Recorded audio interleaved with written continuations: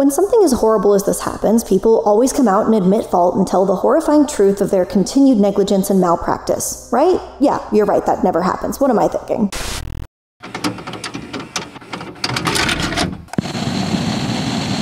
There's not really a nice way that I can actually say this. What you did was unacceptable. I'm going to show you every receipt I have that not only combats, disproves, or proves my claim. You're supposed to help people.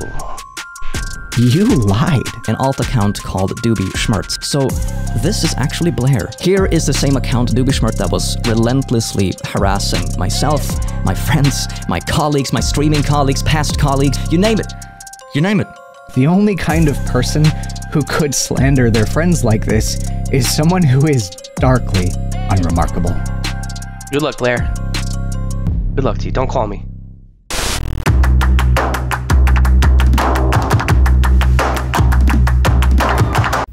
I'm sure you all know why we're here. We are gathered here today in what might be the most comprehensive deep dive that I've done to lay to rest once and for all the pyramid-shaped, scandal-plagued corporate casket of Blair, aka a YouTube creator who goes by the name Iilluminaughtii. Hello and welcome to Dark Dives. I'm the Iilluminaughtii. Hello everyone and welcome to the corporate casket. So grab your magnifying glasses because we're getting up close and personal. We are witnessing in real time a YouTuber downfall like we haven't seen in years, because the grave that Iilluminaughtii has dug for herself is immense. Let me see this in one breath. Stalking, harassment, wage theft, creating a company town, sabotaging other creators, lying, backstabbing, abuse, plagiarism, ableism, sock puppet accounts, weaponizing mental health, victim blaming, and just overall being a terrible person behind closed doors. And it all started with an accusation of plagiarism, which might have you thinking every angle of this story has already been covered, right? And yet, that's not all there is to this story. I have seen your Twitter and the bull you've been spewing on there. So if you want to try me, okay? What you just heard was a portion of a phone call that Iilluminaughtii had with her ex-boyfriend, in which she allegedly threatened him after he calls her out for something as simple as talking about him on Twitter. Yeah, as you'll see when we break this entire story down, that just when you thought the Iilluminaughtii well couldn't go any deeper, bitch, there's an ex-boyfriend with a truly heartbreaking and shocking story of manipulation. And I managed to get in touch with him to find out more in an exclusive interview, which I will share with all of you today. This is the story of Iilluminauttii's fall from grace, a content creator once renowned for her work exposing corporations and scammers, to someone who has now been exposed for her own alleged evils, a new Creepshow Art, if you will, including some possible criminal activity. And the craziest part about this story is literally none of it needed to happen. None of it. So y'all get ready for one of the wildest rides, because like Harry Styles, bitch, we going in deep. But first, oh hi there, hello, hi, it's my face again, Swoop!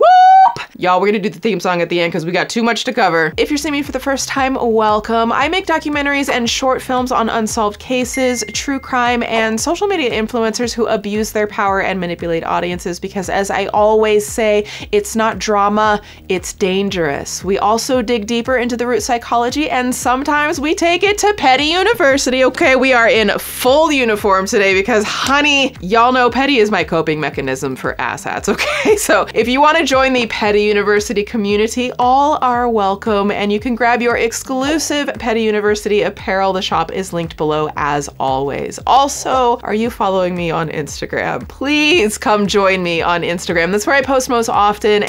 Okay, real quick, and then we're going to dive right in. A huge thank you to today's sponsor, Kenzie, who I am so beyond stoked to partner again with. I think you will love them. If there is one thing I hate in this world, it is shaving. Honey, I cannot stand it. The time, the razor bumps, those little toilet paper squares stuck to the cuts, get it away from me. So instead of all of that hassle, I've been using and loving the Kenzie IPL handset for over a year now, and it is a game changer. And it'll save you time and money if you use my link, I'm just saying. So the Kenzie IPL handset has different wavelengths that target various skin conditions to help reduce acne, hair removal, age spots, and skin rejuvenation. Now you can get results as fast as 2 to 3 weeks and full results in just 12 weeks. So I've been using my Kenzie IPL handset for going on a year now for hair removal. My hair grows back way slower, finer, and I hardly ever have to shave. And the best best part, no razor burn, okay? Sign me up. Now, so right out of the box, you get this sleek, easy to use IPL handset that comes with 10 years of flashes.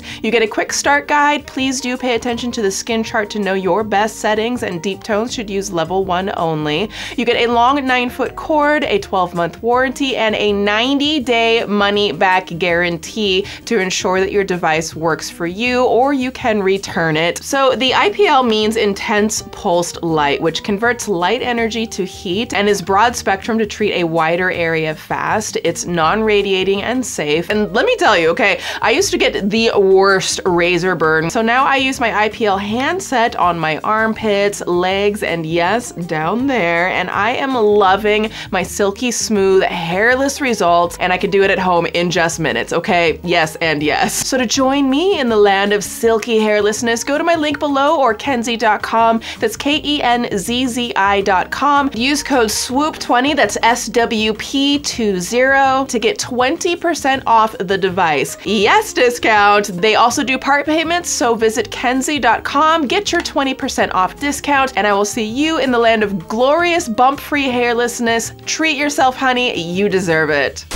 Okay, we're ready to dive into this. As always, all of these statements are alleged. I will be sharing others and my opinion based on the publicly available information and research. Please form your own opinion. Do not spread any hate. And let me know your thoughts in the comments on this one. I am very curious to know what y'all think. Okay, let's dig in. Blair had started her scheming pretty early in her YouTube career when she fell into the commentary space. Something Blair would prefer you forgot about, actually, is her time here. So who is Iilluminaughtii? Well, I'm first going to do my best to answer that in as fair and balanced a way as possible. So the name that Iilluminaughtii goes by online when she's not posting to her channel is Blair Zonia. I think I'm pronouncing that correctly. Now, it's not her real name, but Blair is a lot easier to spell out than Iilluminaughtii. I mean, honestly, how the hell is it spelled anyways? Okay, I've tried. I get it wrong like every single time. There's like 2 U's in one word and 5 I's? And you know, honestly, as you'll find out, you can't spell Illuminaughtii without a whole lot of L's, okay? I'm just stating the obvious. It's just, where's the lie? Sorry, okay, I couldn't help myself. Dad humor numbs the pain. Anyways, so Blair's channel has existed since 2013 and is a bit of a deep dive channel that focuses explicitly on exposing corporate malfeasance. And yes, I use the word malfeasance because I am a learned bitch. So there's a specific niche for what Blair does, and it's called the anti-MLM content. Now, to understand what I am talking about, I'll give you like 2 quick definitions. So first, when I say MLM, I'm referring to multi-level marketing. Investopedia describes this as a strategy used by some direct sales companies to sell products and services. MLM encourages existing members to promote and sell their offerings to other individuals and bring on new recruits into the business. Many MLM schemes are legal, but there are also illegal operations that are run as pyramid schemes. It's the pyramid scheme of it all that fostered a massive community on the internet of what's known as anti-MLM content, which is exactly what it sounds like. Content that seeks to educate people on the problems with MLMs. But you know, some of the biggest anti-MLM content creators include people like Cruel World Happy Mind, Mooncat, I don't know if I'm saying that right, and Iilluminaughtii, who might be one of the, if not the biggest creators in the genre. She's released over 500 videos, and more than half of those have been released in just the last year and a half. And to be fair, if that sounds a lot like a content farm,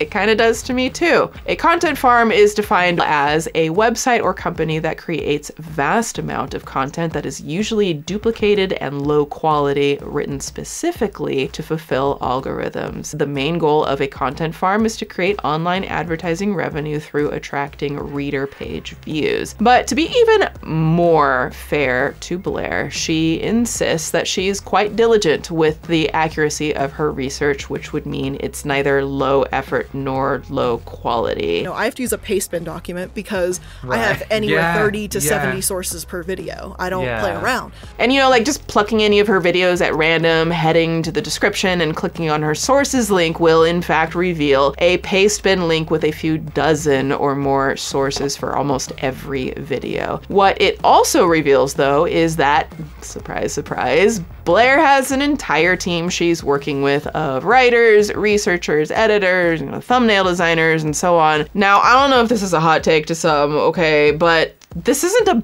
bad thing. Like, it's actually a good thing for these types of productions. Like, y'all know I'm a filmmaker, and having a solid team is everything. Like, from bouncing ideas off of each other to like having many pairs of eyes, you know, proofing the work. Like, it can be essential if you want to grow as a creative doing this. I've personally only recently started building my production team, and let me tell you, okay, before I have my team, hi, how you doing? I love y'all. I would work 60 to 70 hours straight, not like in a week, straight, without sleeping. And even at that rate, I could only post 1 to 2 videos a month between, you know, chronic pain attacks and sleep deprivation. Like, the shit is no joke. I think it's just important to know that there are a lot of moving parts in the Illuminaughtii machine.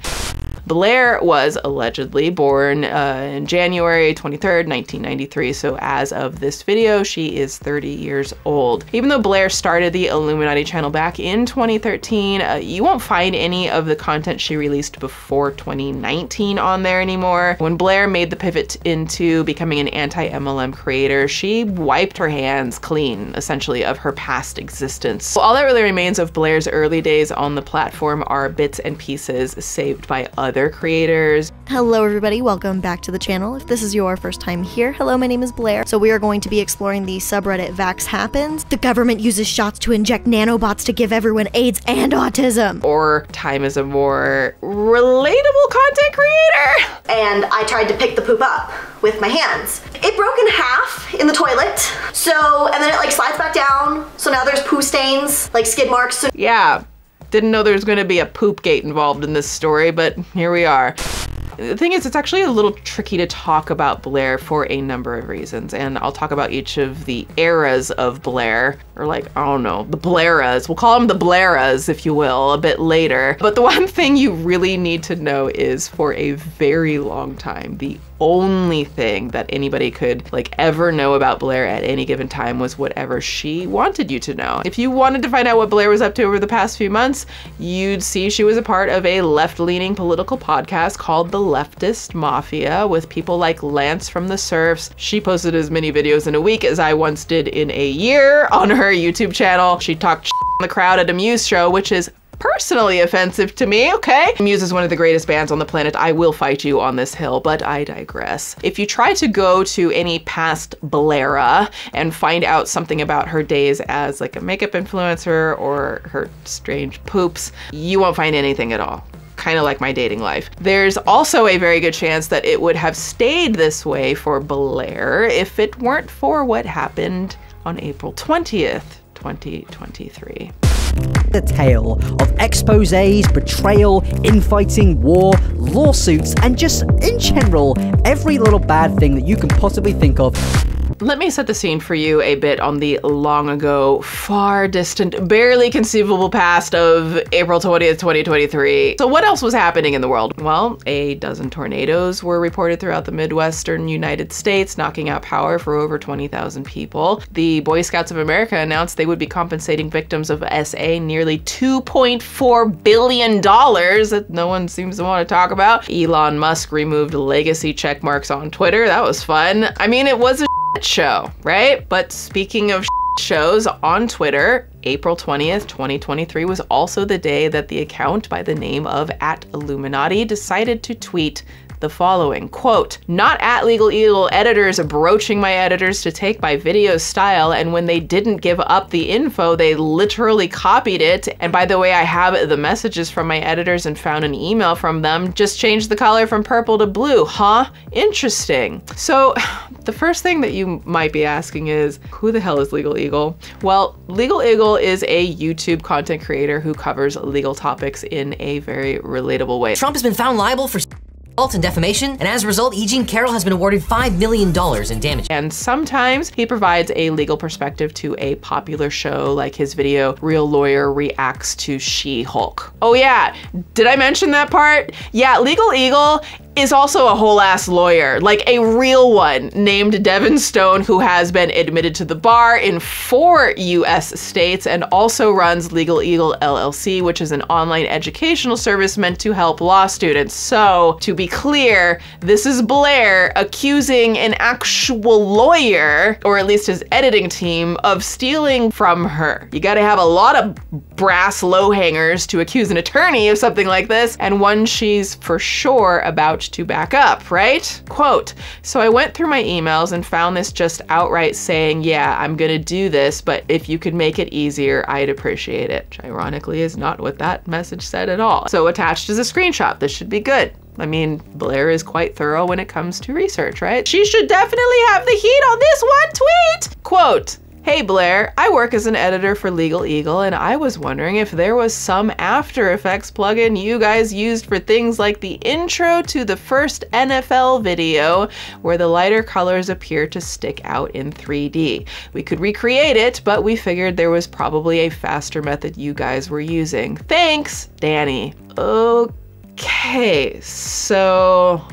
I want to stop here for a second and explain something that I see get kind of breezed past in a lot of the discussion on this topic. So for those of you who don't know, After Effects is an Adobe post-production software program that you can use for visual effects, graphics, animation, and so on. I've used it quite a bit on several of my films and my music videos that I've directed, and it used to be like really effing complicated, but it's honestly pretty easy to use now because it comes with like a lot of plugins. Like typically, none of these plugins are made by the creators who use them. They either come pre-installed, or you can download new ones from programmers, or you can create your own. So what Danny's asking here in short is, hey, I'm pretty sure you guys are using a cool plugin. Could you let me know which one it is?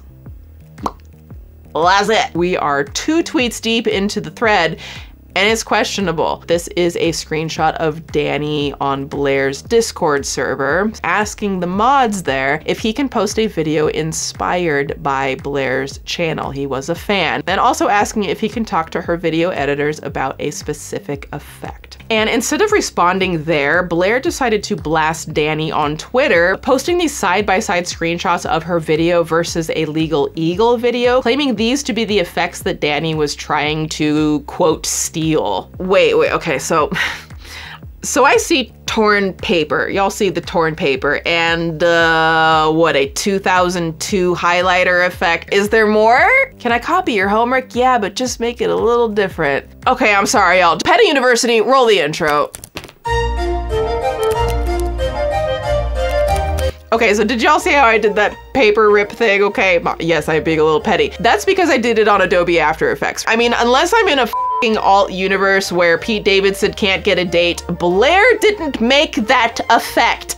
Neither did her editor. In fact, I don't know who made the damn plugin. I would call my friends over at Adobe, but why the hell would I bother them and why would they care? This is Blair directly accusing Legal Eagle's editor, Danny, of plagiarism for an effect she didn't even make. Allegedly. But Swoop, you might be saying, what about the highlighter effect? You mean the one that this how-to video from 2019 shows me how to do? In this video, I'm going to show you how to make this highlighter effect seen in the Vox YouTube videos. What in the whole grain, carb-free, sugar-free, discount Michael B. Jordan audacity is this, okay? That clip is literally titled, How to Create Vox Highlighter Effect. You know what, Christina, have you ever heard of Vox, Christina? Yeah, I thought so, Jessica. I bet you know. Yeah, the giant news media corporation that's been around forever. Yeah, okay. Or what about this one from 2017? Or how about this one from 2012? This tutorial is going to show you how to make text look like it's being highlighted in After Effects. And you know what's even funnier about all of this? The side-by-side screenshots Blair posted accusing Legal Eagle of trying to steal via email isn't even the effect he was emailing about, bitch!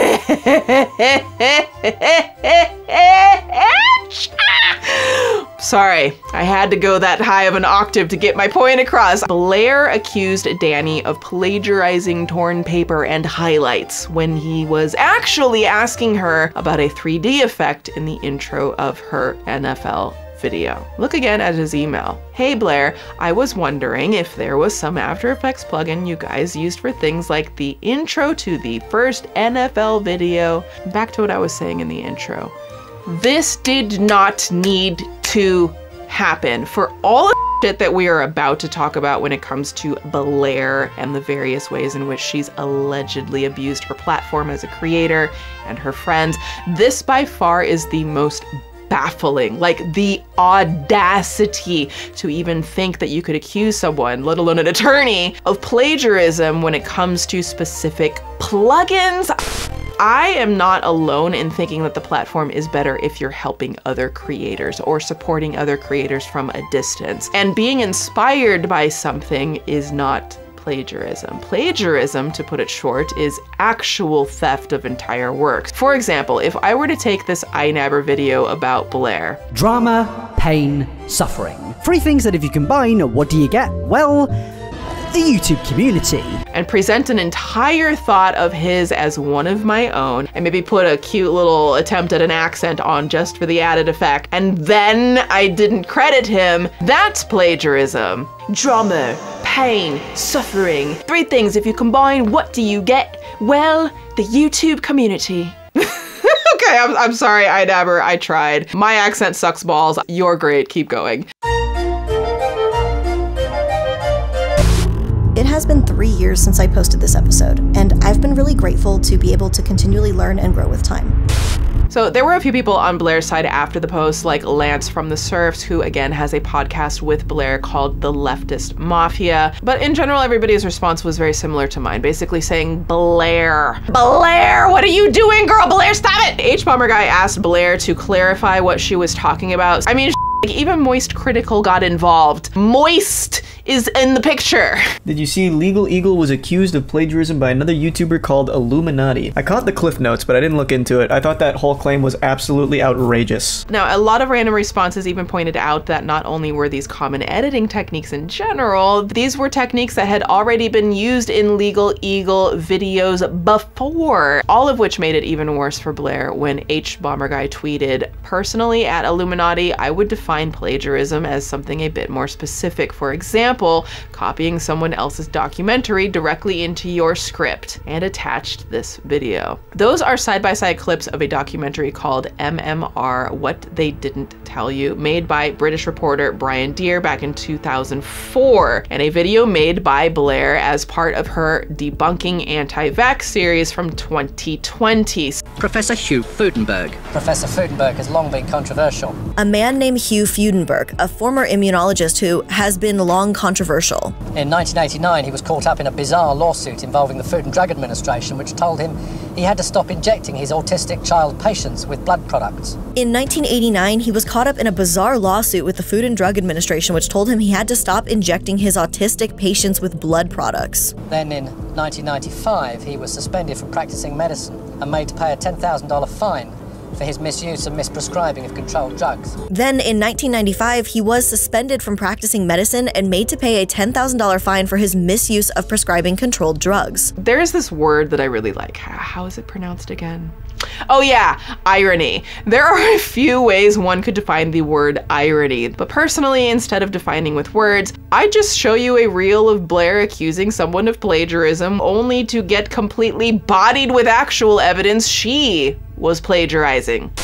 Now, pretty quickly after Blair tweeted her original thread, Legal Eagle entered the chat with a direct response. Hey, Iilluminaughtii, I think this is a big misunderstanding. Perhaps great minds think alike. No one on my team is trying to copy you. Without an exhaustive review of your channel, I believe we used these 2 styles before your channel did. We've used them for 3 to 4 years. Danny is a great and thorough editor. When he reached out via email, he was just hoping to find out what plugin your team used on a very particular video, a very common practice among editors. He was not looking to copy anyone's style. Danny is also a freelancer who makes his own videos. In the Discord, the video he referenced was about being inspired by your subject matter, not your style. He's a fan of yours. The video he was referencing was a video of his own, not a Legal Eagle video. Now he continues by saying, YouTube is great because it's collaborative and the rising tide raises all ships. My team and I always tried to provide original, high-quality, informative content. We try to help others when they ask for it. There aren't really any trade secrets around here. I didn't know that Daddy reached out to you, but I don't fault him for doing so. If anything, I think everyone on the platform should be more open and sharing. Very well said, Mr. Eagle. We applaud a level-headed response, okay? Oh my gosh, I just realized that this is so dumb, but I can't help myself. Level-headed versus pyramid-headed. Who you gonna trust in these plagiarized streets, okay? Now, later on, Blair apologized privately to Legal Eagle, and a week later apologized publicly as well. She even released a video that same day entitled Iilluminaughtii Exposed that explained her side of the story. I guarantee this story would have just kind of faded away as some minor piece of controversy in the history of YouTube if it weren't for the fact that what I've talked about only covers the first 8 minutes of her video. Blair's alleged apology video is 42 minutes long, and you might be wondering, how the hell can you make a 42-minute video about something embarrassing you did on Twitter? Well, friends, when I told you about the backlash Blair faced on Twitter, there were a few notable tweets made in response to Blair's oopsie that seemed to have inspired her to spend over half of her video responding.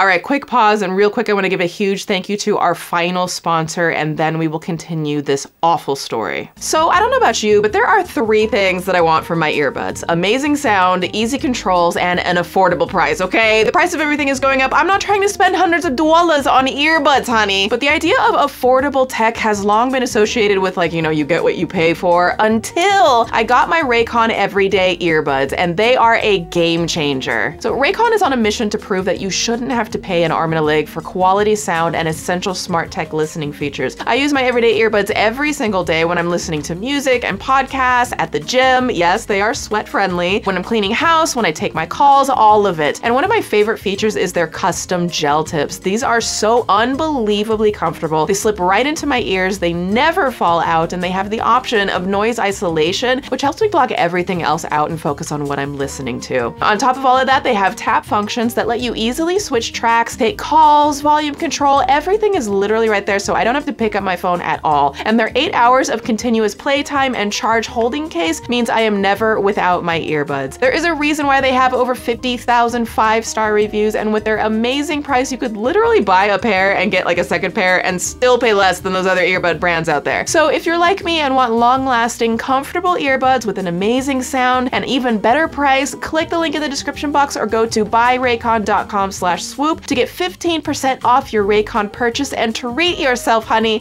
You deserve it. Okay, back to the doc. Sad Milk was a collaboration channel started by 6 friends in 2020. It was kind of essentially group Reddit readings and just looking at cringe things online and reacting to it. Something important to know about Blair is that despite the illusion of her being some kind of monolithic creator who works entirely on her own, we know that's not the case since she has an entire team of people behind her. Cool, more power to you. But that also extends to her creative outlets in places beyond the Iilluminaughtii channel, with collaborations she's done with creators as wide-ranging as Shot from the Point News with Tommy C, to the Leftist Mafia podcast with creators like Lance from The Surfs, Matt Binder, and more. So, like, you get it. Blair seems to always have a stake in some kind of collaborative effort, and that was no different with the creation of Sad Milk. Sad Milk was created in late 2019 by a number of small YouTube creators from across the world who had, you know, kind of like the dream of making a fun group collaboration channel that would allow them all to, you know, not just have fun, but help each creator support each other on their individual creator journeys. You know, as a former member One Topic at a Time puts it, Sad Milk was a bunch of homies all hanging in Discord doing nonsense. Early on, the group consisted of quite a few creators, but the ones that you need to know about for this story are Blair, Oz Media, Wonderstruck Guy, One Topic at a Time, and The Click. Collectively, the group called themselves the Milkmen. By all accounts, this was a pretty fresh group collab too, like with almost all of the creators being new to the platform, with the notable exception of Blair, who had a few 100,000 followers of her own. And The Click also had a few 100,000 followers, but was still a smaller channel than Blair's. For months, Sad Milk posted pretty funny videos. Yes! God has entered the chat!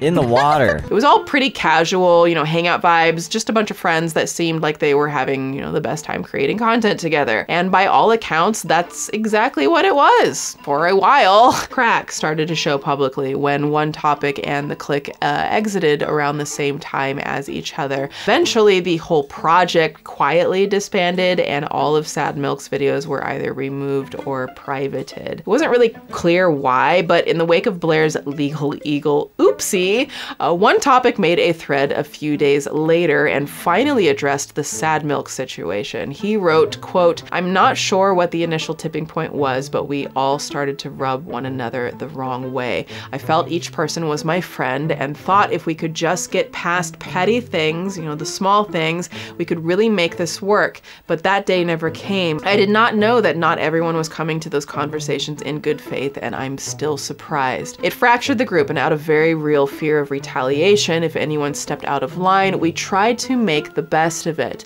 We kept showing up and recording, tried to help, but conflicts continued to pile up, fears piled up, and communication broke down." The very end of his thread are links to statements from 3 other former members of Sad Milk who reveal quite explicitly what One Topic is talking about. First up, we have the clique. His thread alleges that a combination of Blair lashing out at friends and fans, paranoia, and generally poor anger management is why he believes Sad Milk fell apart, but it gets worse. Like, he continues on by saying that in the last meeting he had with Blair, she spent around half an hour screaming at him for being a bad friend, lazy, and so on, saying, quote, "There is no way you can have the resume you claim and be this effing stupid." The clique then goes on to allege that Blair would vindictively try to turn friends against each other, then vague post about them from the Sad Milk pages to seemingly try to turn the court of public opinion against them. Look, I'm gonna be completely honest. At this point in the story, almost everything in this thread can be chalked up to like interpersonal beef between, you know, grown adults. But there are a few particular tweets in this thread that are important to know for the future. So number 1,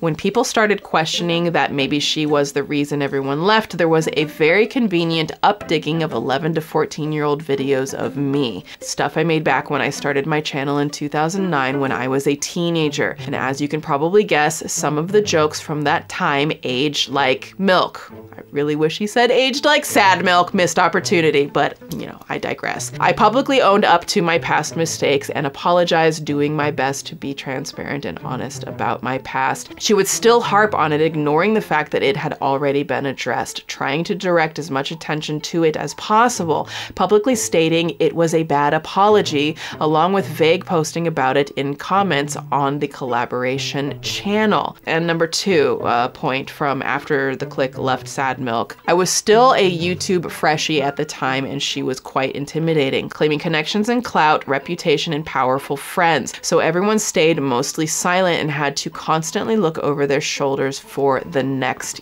year. I think these particular points from the clique are interesting to keep in kind of the back of your mind for now. What he's alleging specifically is that Blair intentionally dug up dirt on someone that was supposed to be her friend, and then tried to always center any conversation about that friend in the context of said dirt. But more interesting to me is that the clique claims that the entire Sad Milk collective never really spoke up about the controversy because they were scared. Blair was, and even to this day still is, the biggest YouTuber of the group, making this teeter into the world of power abuse, like something we've covered a lot on this channel. Abuse of power means the improper use of a position of influence, power, or authority against another person. Abuse of power may also include a conduct that creates a hostile or offensive work environment, which includes but is not limited to the use of intimidation, threats, blackmail, or coercion. To be threatened with retribution by a creator of that size, and then to allegedly be tormented by them even while you remain silent, is an abuse of power. Allegedly. And the picture the Click painted didn't look any better when Wonderstruck Guy made his own thread. Much of what Wonder says here reflects on what Click is saying, but provides some more damning allegations of his own. Allegations like he had to miss Christmas with his family just to fix an editing mistake from Blair's personal editor, and not even getting a thank you or prompt payment. Now, in terms of payment, Wonder paints a picture of somebody who doesn't pay people on time just so she can, quote, purchase expensive clothes, visit BMW dealerships, and spend hundreds on food in a day. He also seems to confirm what Click said about Blair turning on people and weaponizing the internet to turn friends and followers against them. Quote, they would one second be a normal person in our lives and the next second suddenly a hidden monster through, you guessed it, Blair's mouth. Now, Wonder alleges that Blair would constantly complain about having to basically do all the work herself while never acknowledging the work others would do for her. Basically, what Wonder is alleging here is that Blair took what was supposed to be a fun group project and ran it with the hand of like a dictator while also having seemingly no interest in the quality of the output. Now, he claims to have lived with Blair for 30 days and called it a nightmare, where even asking Blair if she was okay had her accuse him of invading her privacy. And he shows off pictures of her house, saying that she lives like an actual monster, that's a quote. And so his time at the house ended in a way Wonder admits is vague for the reason of legalities, with Wonder having no car, hardly any clothes or money, and no home. Like, he didn't even have his own YouTube play button anymore because he alleges that Blair threw it in the trash. That's how, like, nasty, petty nasty this got.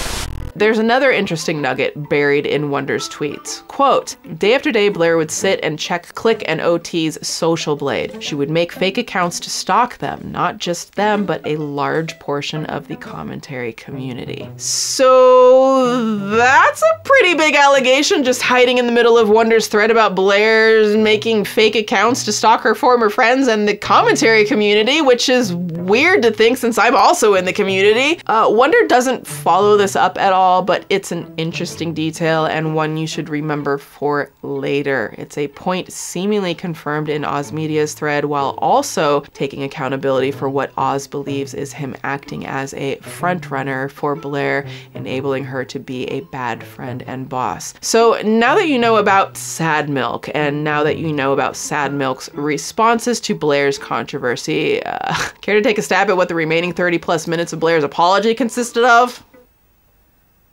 I'll wait. Before I address any one person individually, I want to kind of cover everything in a general and broader scope regarding Sad Milk. It doesn't take long for the Illuminaughtii exposed video to get around to addressing allegations made by the Click, and specifically her role in the Sad Milk project. Blair explains, like the Milkman did, that Sad Milk was a fun project among friends, but where it started to turn sour for her was when she alleges that she was the only one responsible for the channel's finances, editor hiring, recording schedule, and so on. This channel and this project was just meant to be something goofy, easy, and kind of cringy, but a shared channel that we could all get a kick out of. She claims that this turned into burnout for her, which led her to becoming aggravated with the other milkmen not pulling their weight. Eventually, according to her, this led to a group meeting Blair says she didn't actually want to be a part of, and that during the meeting, things got heated. I had become more and more frustrated about how I was doing all of the work, I was doing all of the maintenance, and then I was also having to financially foot the bill to the project. As I said, it was burning me out pretty quickly, and I was thinking about leaving the group. Before the meeting started, I was told that if I didn't show up, that they would not have the conversation with me and everything would just stagnate. Reluctantly, I joined the conversation, and as I was speaking, one topic talked over me, and out of frustration of this happening yet again, I raised my voice and said, "Can you shut up and let me talk for once?" She very quickly apologizes before she does something interesting. She switches gears and starts talking about the Click's history of horrifying language and slurs. Unfortunately, when those videos surfaced, it wasn't really all that shocking to me, as Oz Media and I had actually talked about how Click had been using the R slur while we played games together. Click You are right, those videos in question are old, and at this point, they're kind of irrelevant. People can learn and people can change. That being said, at the time in 2020, Click was still using horrifying language and slurs that have long been deemed unacceptable. Throughout this part of the video, Blair pivots away from talking about her own actions and instead begins alleging that the Click fostered an unsafe environment for kids on his Discord. Specifically, there was a 19-year-old user who allegedly bragged about dating a 12-year-old. Now, this user was blocked from the Discord, but Blair makes a rather serious allegation that the Click allowed the user to run free on his own Discord, all while Click's Discord mods were sharing graphic sexual content with minors, allegedly trying to groom them. Yes, it went there. On your Discord server that had, and likely still has, minors present, you as an adult need to do the right thing and actually pay attention to what goes down in your server or ensure a team will take action against inappropriate behavior. I am sorry to those minors who were spoken to in such an inappropriate way. This is and always has been unacceptable. Click, I hope you have learned to not tolerate such behavior in your server. I truly regret ever being friends with you. I want nothing to do with you, and I can only hope that I will no longer be associated with you after all of this. What she's accusing the Click of is terrible and shocking if it were true. It would be completely unforgivable behavior and a truly toxic abuse of power from a fellow creator. But it also seems really weird to just double down on things somebody else is accusing you of. For instance, she claims here that the Click has a troubling history of using slurs, and to be fair, he does. I mean, yeah, but the Click accused her of weaponizing this as her main point against him, and here she is doing just that again. I have a little trouble believing that Blair cares so deeply about someone else using slurs when she herself has allegedly used those slurs far more recently than the Click. But where the video takes a definite turn from confusing to straight up sus is when Blair talks about Wonderstruck. When it comes to discussing Wonderstruck, his actions are some of the most confusing I've had to deal with. Throughout her time talking about Wonder, Blair makes a number of rebuttals and claims, and look, there are far too many things to bring up right now. Like, nearly 20 minutes of that entire video are spent talking about Wonder directly. A lot of it has to do with Wonder's financial arrangement as an employee of Blair's. I'm going to focus instead on the bigger allegations from Blair here, the greatest hits, if you will. First up, her entire work/personal dynamic with Wonder. Throughout this explanation, she reveals that Wonder in May 2021 moved out to Colorado to live in a house with Blair and Oz Media, and Blair alleges that Wonder was living at the house free of charge, no rent, no utilities, nothing. During this trip, we discussed the possibility of Wonder moving out to Colorado due to his discontent with his life in Texas. Oz Media and I had just moved into his newly purchased home in April 2021, and he decided to welcome Wonder into his house. Wonder was not charged any rent, utilities, or internet for sharing our living space. And on top of that, Blair claims she hired Wonder as an editor for her side channel, Iilluminaughtii, TEA, in an admittedly easy job. Wonder was hired on June 7th, 2021, and was salaried at $50,000 a year. His only task was to edit short clips from any live streams that I did so that I could post them onto my secondary channel, Iilluminaughtii. But from here, Blair paints a picture of a man who was basically lazy, like ungrateful, not able to meet deadlines. She even alleges that he made inappropriate comments in company forums. Although there was only a minuscule amount of work for Wonder to do, he still managed to act up within company spaces. He made inappropriate comments on forums that were visible to other employees, he didn't complete tasks that were assigned to him, and he failed to follow company protocol.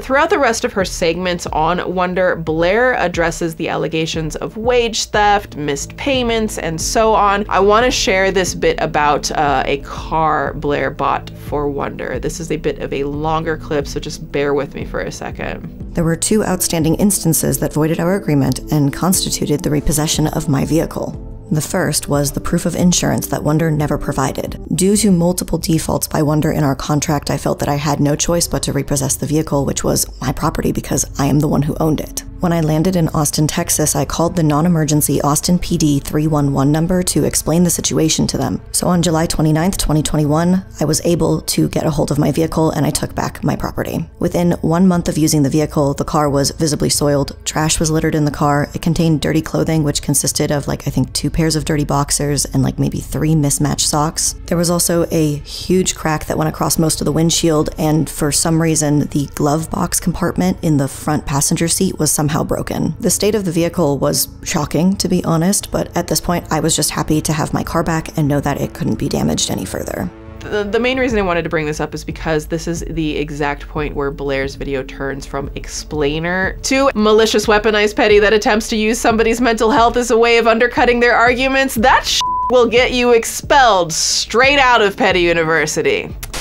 Yeah, there's an entire section of the video specifically about Wonder's mental health, like I alluded to. I'm really not going to show this because if I'm being honest, Blair shouldn't have shown it herself. It's not her f***ing place. It's literally receipts of Wonder threatening self-harm. Yeah, to put it bluntly, she literally posted Wonder's alleged unaliving note. And I can't use the actual word that I should use here, but think about that. His note about his deeply personal situation, she posted it in what's supposed to be an apology video for millions of strangers to read on the internet without his consent. I f***ing cannot.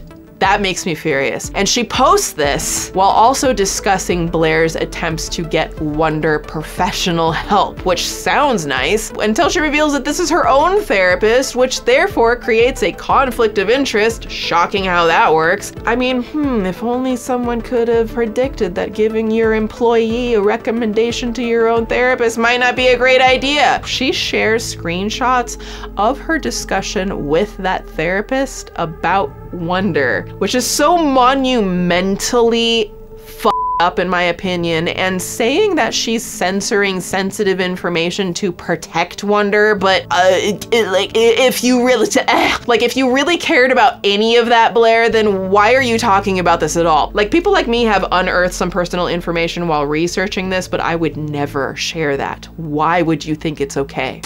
Let's be completely honest for a second here. Unlike many of these other claims Blair makes throughout her video, she doesn't explain why she's sharing any of these details to her audience, which at the time the video was posted consisted of 1.7 million subscribers. Imagine sharing his personal mental health things to 1.7 million subscribers. I don't know why Blair did this, but my take, this is the most blatantly manipulative thing Blair has done throughout the course of this entire controversy, and a prime example of power abuse, allegedly. This, in my opinion, is the most blatant example of something the Click mentioned in his thread about Blair weaponizing information about a person. Wonder had personal ideations. Wonder is crazy. And if I were to add more to this point, this is demonstrating instances of what is referred to as DARVO, D-A-R-V-O, a concept we've covered quite a lot here in these docs. DARVO stands for deny, attack, and reverse victim and offender. The perpetrator or offender may deny the behavior, attack the individual doing the confronting, and reverse the roles of victim and offender such that the perpetrator assumes the victim role and turns the true victim or the whistleblower into an alleged offender. Blair, the alleged offender here, started this controversy by wrongly accusing innocent people of plagiarism, attempting to weaponize her followers on Twitter against them,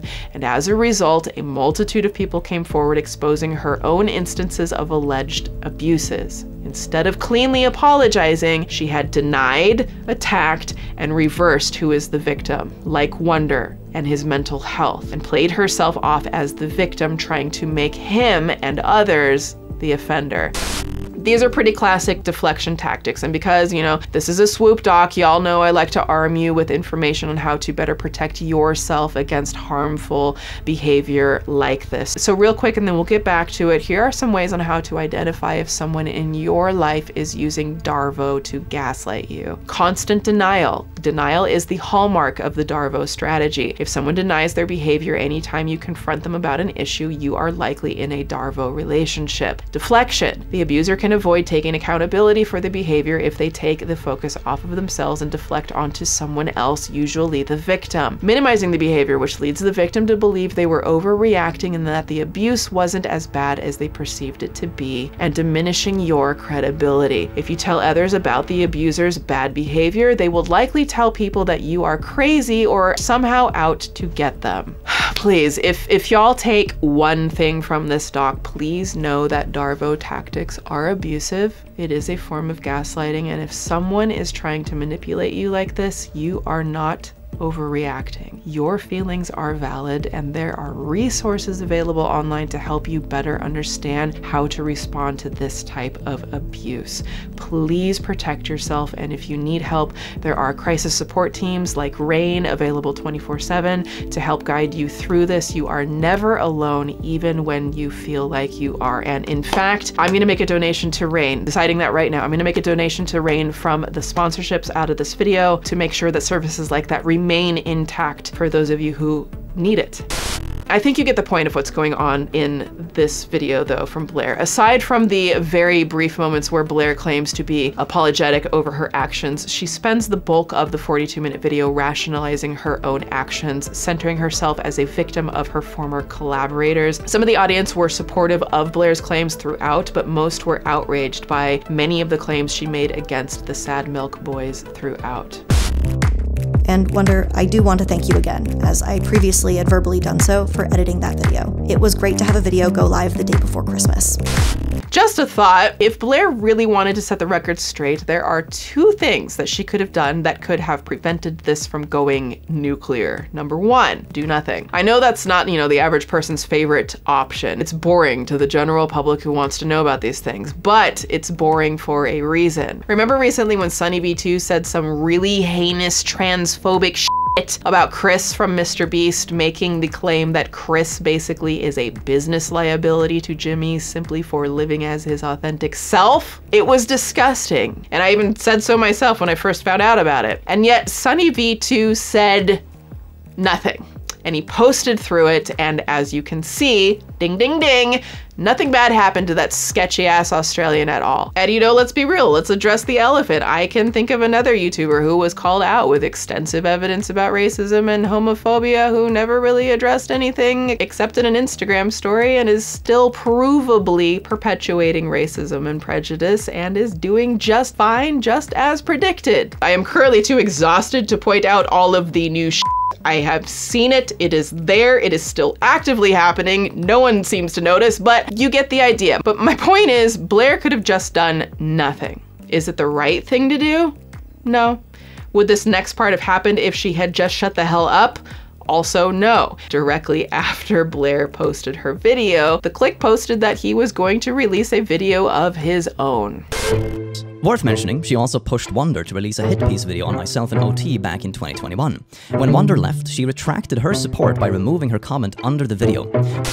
A situation came up that I couldn't really ignore, and I think it's time I talked about it. On Monday, May 2nd, 2023, The Click released his side of the story that seems to directly debunk many of Blair's allegations against him, as well as raising up a few allegations of his own against her. He starts by addressing the Discord situation, revealing that Blair's allegations of Click not dealing with an alleged predator didn't hold up because of a little something called time zones. The situation brought up mentions a pedo joining my Discord. It is said that neither I nor my team took action against this person and actively chose to do nothing to resolve the situation. Now, the first detail that was conveniently left out of the accusations is that I was asleep. In my time zone, this occurred around 2 AM, and within the span of me sleeping, this random creep in question had already gotten banned. I took the liberty to dig through the old ban logs on my server, and here it is. He was banned at 2:14 AM, my time zone. However, her statement in these DMs about Click knowing is very odd, as I would have been very unconscious when the ban was happening. She might be referring to me knowing by the time I woke up, but the fact remains I wasn't there, nor did I endorse this random creep. So I don't know about you, but if you sent me a DM at 2 AM in the morning, there is a very good chance that I wouldn't see it right away, okay? It's just, well, that's life. Now, Click continues by saying that this is, sadly, the norm. Our server alone has 44,000 members and almost 3,000 bans. It is a well-known fact that Discord has real problems when it comes to exploitative individuals and communities using their platform. Neither I nor my team condone this sort of exploitative behavior and do our best to address it when it comes to attention. This isn't a Click's Discord issue, it's a Discord issue. And what he's saying about Discord is quite true. Like, CNN reported in 2022 that in just the first half of 2021 alone, Discord removed nearly 11,000 exploitative content servers, nearly double the amount they removed the year before. In the allegations against me, it is claimed that I didn't react or respond to the situation. Number 1, being at sleep at 2 AM detail was completely left out. 2, the fact that he was actually banned before this whole thing was left out. And 3, a receipt of Iilluminaughtii reaching out to me to get me to respond wasn't shown in her video or allegations. And the reason for this is that it doesn't exist. The person who reached out to resolve this was actually myself. And here are the DMs where I did so. Probably worth going to you too, as this thing seems to be blowing up. What have you seen of the recent events on the server? If we got time, I think a quick VC would be good, because this is going on the warpath, it seems. Number 2, Click using abhorrent language. Click follows this up by briefly talking about his use of slurs and admits that he has, in fact, used those slurs, but he also has an issue with how Blair frames this situation. Before we move on, I'm just gonna point out some funny hypocrisy. She said she would never be friends with someone that used that language, yet she regularly played games with me as a friend during this time, where I allegedly kept on saying these things. Which one is it? I don't think you can have both. And to add an extra layer of transparency on my own behalf, I didn't actually know the R word could be considered derogatory up until maybe 2020. I personally stopped using it in my content, or for posts I read out, and also did my best to remove jokes containing the word in older content. I personally don't find the word too outrageous and still hear it on a regular basis on YouTube or in the online world. But I did opt out of using it in my content after this was being brought up to me by my fans. Okay, so on one hand, given what the video shows of Oz saying that Blair didn't even mention being upset about these things until after Click left, it's for sure a little sus that Blair suddenly started to care in spite of you using slurs that she said on multiple occasions should never be condoned. On the other hand, Click, honey, darling, sweetie pie. Okay, you're so close here. It's not the time or place, but just a quick disclaimer here. If anybody tells you slurs ain't cool, you're not the one who gets to decide whether they're a big deal or not. I'm just saying. To clarify, back when I was a teen, I said some stupid things I'm not particularly proud of, things I no longer support. The statement she vaguely refers to was me quoting and referencing a movie clip I liked 12 years ago, and at the time I didn't really understand the concept of who can quote a bad word in reference to American culture. I am sorry about those statements, and I apologize to anyone who feels affected. Yeah, people, it's really easy to like not use the N-word. I think Click understands that now, so we will move on to what happens next. Here is Sadmilk posting on the 1st of November, 3:28 AM, that Salty Click and OT will not be continuing the new journey with Sadmilk and we're leaving the channel. And here's a tweet from Iilluminaughtii saying, casual reminder, pedophilia is never a gray area. It is wrong. If someone you know won't take action, then they are complicit to the problem, and so on and so forth, and here are some of the threads. In isolation, there is nothing wrong with this statement. It's one that I obviously support. However, the timing certainly struck us and the community as odd. Immediately after announcing our departure from Sadmilk, within 3 hours, this statement was made by Iilluminaughtii and retweeted by Sadmilk. This, as anyone would know, started many rumors. Why would she do this? I wrote out a pleasant exit message detailing I still considered everyone friends. In our last DM together, I wished her the best. The biggest bombshell Click drops in his video, though, has to do with the concept of alleged smear campaigns led by Blair. The initial examples that Click shares are a little sus, but only really paint the picture of, at worst, the wrong kind of petty person. Where it gets worse is here. As people have started reaching out to me and other ex-members from Sadmilk, I now for the first time have gotten a proper look into the other side of this, and my suspicions of her being behind these rumors and smear campaigns is now confirmed. Here she is, hyping up people who simply got banned from, in this case, one topic, Discord, and Click spent hours of their life to help some YouTuber they love and look up to. At the very least, any content creator can do should give the teams the It turns out, even the random allegations against mine and OT's podcast we had to address last summer originated from this group, with the same people involved hyping up the person making the allegations both publicly and privately. Now, keep in mind, I condensed this very long clip of a part where Click drops receipts on Blair for nearly 8 minutes straight, and That's before he drops the real coup de grace. Here's a former staff member of hers getting paid to sift through raw audio recordings of me looking for dirt, more specifically the R word. I needed to work with this person to help me find clicks saying the R slur in Sad Milk's raw audio. I can do that, just let me grab a shower and I'll be down. She claims he said it in a Sad Milk video but can't remember which one, and she's over her head. I'll pay you $200 to find it, and here's the payment. I mean, it's just an example, I'm sure there's more, which I don't have a problem with the word R, but she does for some reason, even though she uses it in private. Am I supposed to take this seriously, man? I mean, look, I only have this one little receipt myself of Blair directly using this word. But the fact that receipts exist, even if it's her quoting someone who called her that, is really fucking rich. Like, especially since she once said, and I quote, "Again, I'm the same age as Click, and that word wasn't even in my vocabulary. Not 10 years ago, not now, because it was never appropriate." So based on what I have seen, she, along with some staff and others, would sit in this chat and just hype up each other's hatred for us. I don't care if she uses the R word behind closed doors, but also to be this up in arms about it when others do it, that's just like rampant hypocrisy, man. Come on. I was like in high school and still learning English, playing Minecraft Alpha. Are you...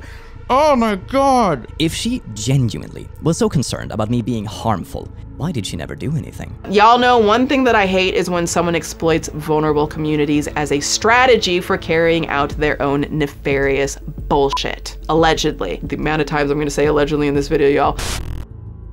Chapter 5, some other comments. Content warning, self-harm, and depression. Here is Iilluminaughtii having a conversation with the same admin, sharing the same kind of dirt-digging old videos that we've seen previously in this video. And she says, 16 seconds, the alt account is gonna love this. In the next screenshot, you can see her writing out a draft. I saw in the Sad Milk announcement of all the milkmen. Now I'm seeing the comments. We all agree it's obviously not on good terms. Blair tweeting about being stabbed in the back, etc, etc. This draft matches with one of the posts made by an alt account called DaddyOFive on Reddit. This is the truth about Sad Milk. It really looks like creative differences is dumb AF. Blair tweeting about being stabbed in the back, one topic, leaving his supporter server, and then so on and so forth. To put it bluntly, the Click and countless other creators had been targeted with harassment by an account called DaddyOFive for months. There is a reason why people have decided to liken this situation to Creepshow Art. So this is actually Blair on an alt account, making the claims that Blair must have seen some of his old videos randomly. She totally wasn't paying people to dig up dirt. This is her on an alt account, spreading misinformation and trying to enhance her own image. Here it keeps going. Hey, listen, Blair, I'm putting this all together. What kind of cover-up is this? Click was saying these bad things, creative differences. Click is a liar, and not to claim someone topic is friends with someone while pretending to be wholesome and good.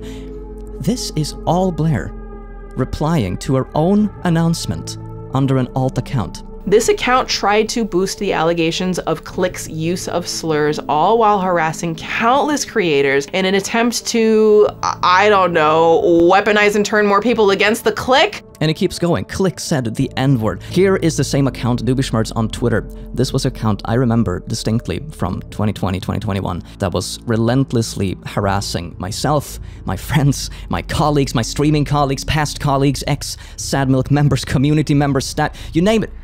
You name it. This was Blair all along. In case you couldn't tell by that clip, that is easily the single most shocking allegation in this entire Iilluminaughtii saga. Here's Vamps getting the same posts. Here, arguing with a bunch of fans. Here's one topic with his wholesome the Halloween special. Oh, DaddyOFive. Iilluminauttii's right there with their alt account. This isn't some small YouTuber beef. And the screenshot Click shares at the end of Oz Media telling Blair to stop effing around as DaddyOFive. I'm not gonna directly come out and say anything about this. No. I'm not gonna say the words Iilluminaughtii made an alt account to harass a creator because of some vague grudge that she disguises as social justice, but in all actuality might be based in some kind of weird inter-creator jealousy. Nope, I'm not gonna say that at all. But you know, should you decide to clip those words and pretend I did say them, let it be known that I once again throw up the graphic and said that this is all ALLEGEDLY. Allegedly. Honestly, y'all, allegedly merch is coming, okay? I have heard y'all in the comments, you want it, you're gonna get it, allegedly. No, but for real. Now, we can argue semantics about who has the worst apology, who should be forgiven versus who should be left for the streets, but instead, let's just be petty. I want to make it very clear that understanding the Illuminaughtii rabbit hole means resigning yourself to the fact that you are almost exclusively going to be eating, drinking, sleeping, breathing, and basically just living inside the world of Illuminaughtii for days. I've been following this story since it began on April 20th, 2023, and the way it's continued to accelerate every single day has been almost overwhelming for myself and my incredible team to keep up with. It's a lot. Just when you think there's a bottom to this well you've been thrown into, nope.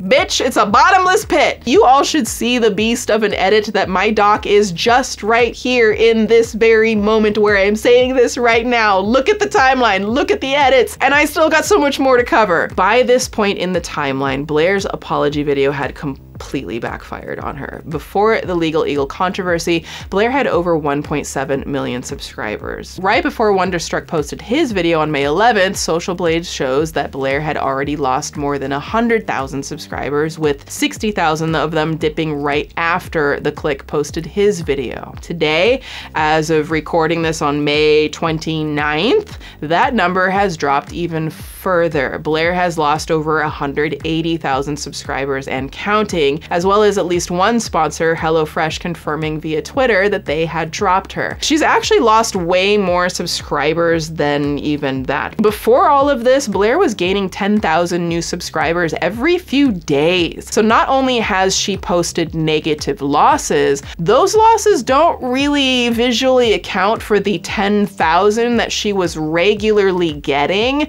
which means she's actually lost way more than 180,000. When I was thinking about potential topics for future videos, my mind kept going back to the Sunny B2 situation about Chris and Mr. Beast. It really seemed at that point in time like we were about to see the fall from grace of a massive semi-anonymous video essayist, and then nothing. Sunny V2 never responded to the controversy and kept posting like nothing ever happened. And the controversy ended up not only not affecting him in the slightest, it actually preceded a massive amount of growth for his channel. So why did Blair fall so dramatically when Sunny V2 didn't? Like, it all boils back to these two options I said Blair could have taken before. Actually apologize, or say nothing at all. Now, it's always tricky with YouTube apologies, let's be honest. Like, you do something sketchy and you apologize, and more often than not, it can turn out way worse for you. You didn't apologize personally enough, or you apologized too personally. You lied in your apology, you shared too much info, you allegedly stole a ton of women's money and then tried to get them to sign an NDA for a refund. I am looking at you, Brittany Dawn. I mean, there is no universal right way to apologize. I've even made a whole ass video about this. Since the dawn of time, there's a common theme with influencers that seems to happen over and over again, and that is they f up. Like a lot, like it's embarrassing. And with the constant screw-ups come the inevitable, cringe-inducing, garbage-ass, dumpster fire apology videos that both never disappoint and somehow always disappoint. Cheeky. But at least when you apologize directly, sincerely, and acknowledge the long road ahead to doing better, you're letting people know that you know you did wrong, which is the first step to community healing and accountability. Like, it also goes great lengths to protect the victims and the vulnerable communities you have harmed. Like, again, just a little bit speaking from my own experience, by Mikey, never addressing the microaggressions, racism, and homophobia discussed in my video.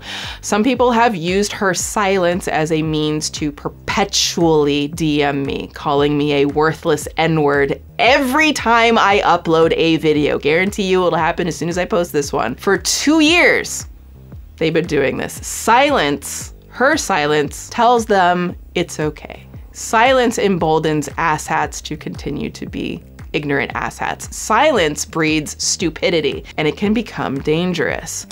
You know, it's a shitty deflection tactic, but something Blair could have done and, you know, not weaponized a man's mental health against him. Instead, she did neither. She released a 42-minute video in which she spends 20 minutes calling a man out for his depression, blasting his therapist's DMs, accusing him of being a lazy worker, and then accuses another man of creating an unsafe environment for children, all while hiding behind progressive vernacular relating to the slurs the clique used. You know, weaponizing things that will make people mad just because you seem to have some weird deep-seated resentment you won't let go of is weak. And in my opinion, that's what Blair did. I've said it before and I will say it again. If you're trying to cry wolf on racism, sexism, or any ism and you don't actually believe in practicing what you preach, that's virtue signaling, Blair.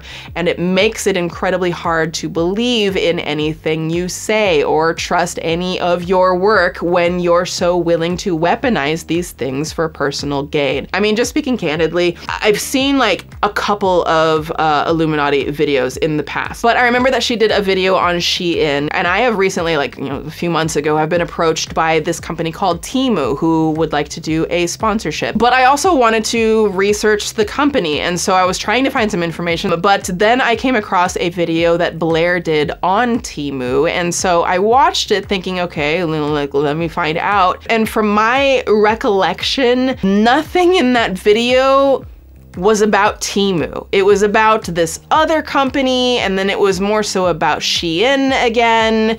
And Temu, as I've learned, the business model is nothing like Shein, but there were a lot of inferences made that it was. She literally talks about someone else's unaliving in that video to use as evidence of something, but never draws any direct parallels. Like, it really, really bothered me because I'm like, it seems like is intentionally making this Temu company look very bad because she could use Shein in the title, and none of the information tied to Temu. And so it made me call into question, is this what most of her work is like? Does she do this all the time? Does she create some kind of point that's not related to the topic and then just like lead the audience to believe that it applies? Because I think that is pretty irresponsible deep dive journalism. And I take those things, you know, pretty seriously.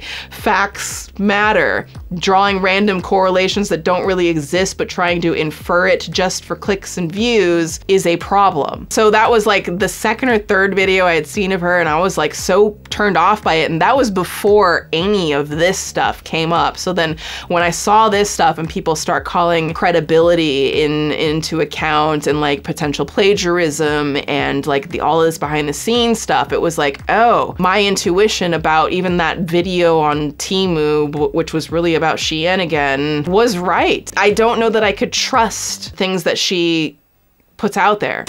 We have someone else in this story that we need to hear from, whose story hasn't been heard in this recent scandal at all until right now in this video. Somebody whose story is so chilling, it completely redefines and in some ways solidifies everything that we have heard so far. Like, this is a story that started before nearly everything. Iilluminaughtii is aware of how toxic and morally reprehensible these actions are, and has attempted to remove evidence from the internet by deleting her tweets and even editing down the private messages with other users in which she engages in these behaviors of bullying, threatening, to publicly ruin the images of people simply for disagreeing with her. All of these issues and behaviors stated here were just from the idea that someone might call her out, and I fear what might come afterwards. So from the outside, that clip sounds like some random commentary channel talking about the current Iilluminaughtii controversy about Blair's pattern of behavior, her alleged abuse, her alleged paranoia, and providing their thoughts on it, right? Except this video was posted over 4 years ago. This is Blair's ex-boyfriend. Yeah, he goes by the username Azothan and is a former content creator who's since retired from YouTube. And he made a pair of videos about Blair's alleged abuse back in April of 2019, which accuses Blair not only of consistent emotional abuse, but actively conspiring to ruin other content creators, constant bullying of himself and others, as well as threats of litigation and even possibly physical harm. He also makes the allegation that Blair tried doing something she accused r/ of doing, creating botnets in an attempt to get ahead on YouTube. Now, Azothan's evidence comes from screenshots that he captured over Discord and text messages, but throughout the course of Azothan's story, he also details how he had to block Illuminauttii's phone number, only for her to call and allegedly harass him further from burner phone numbers. Sound familiar? Kind of like Doobie Schmertz and the alt accounts that she used to harass the clique and all their friends, kind of like the Creepshow Art stalking days. And it was after one of these sock puppet accounts, if you will, that he decided to record one of his phone calls with Blair. It's important to call out bullying,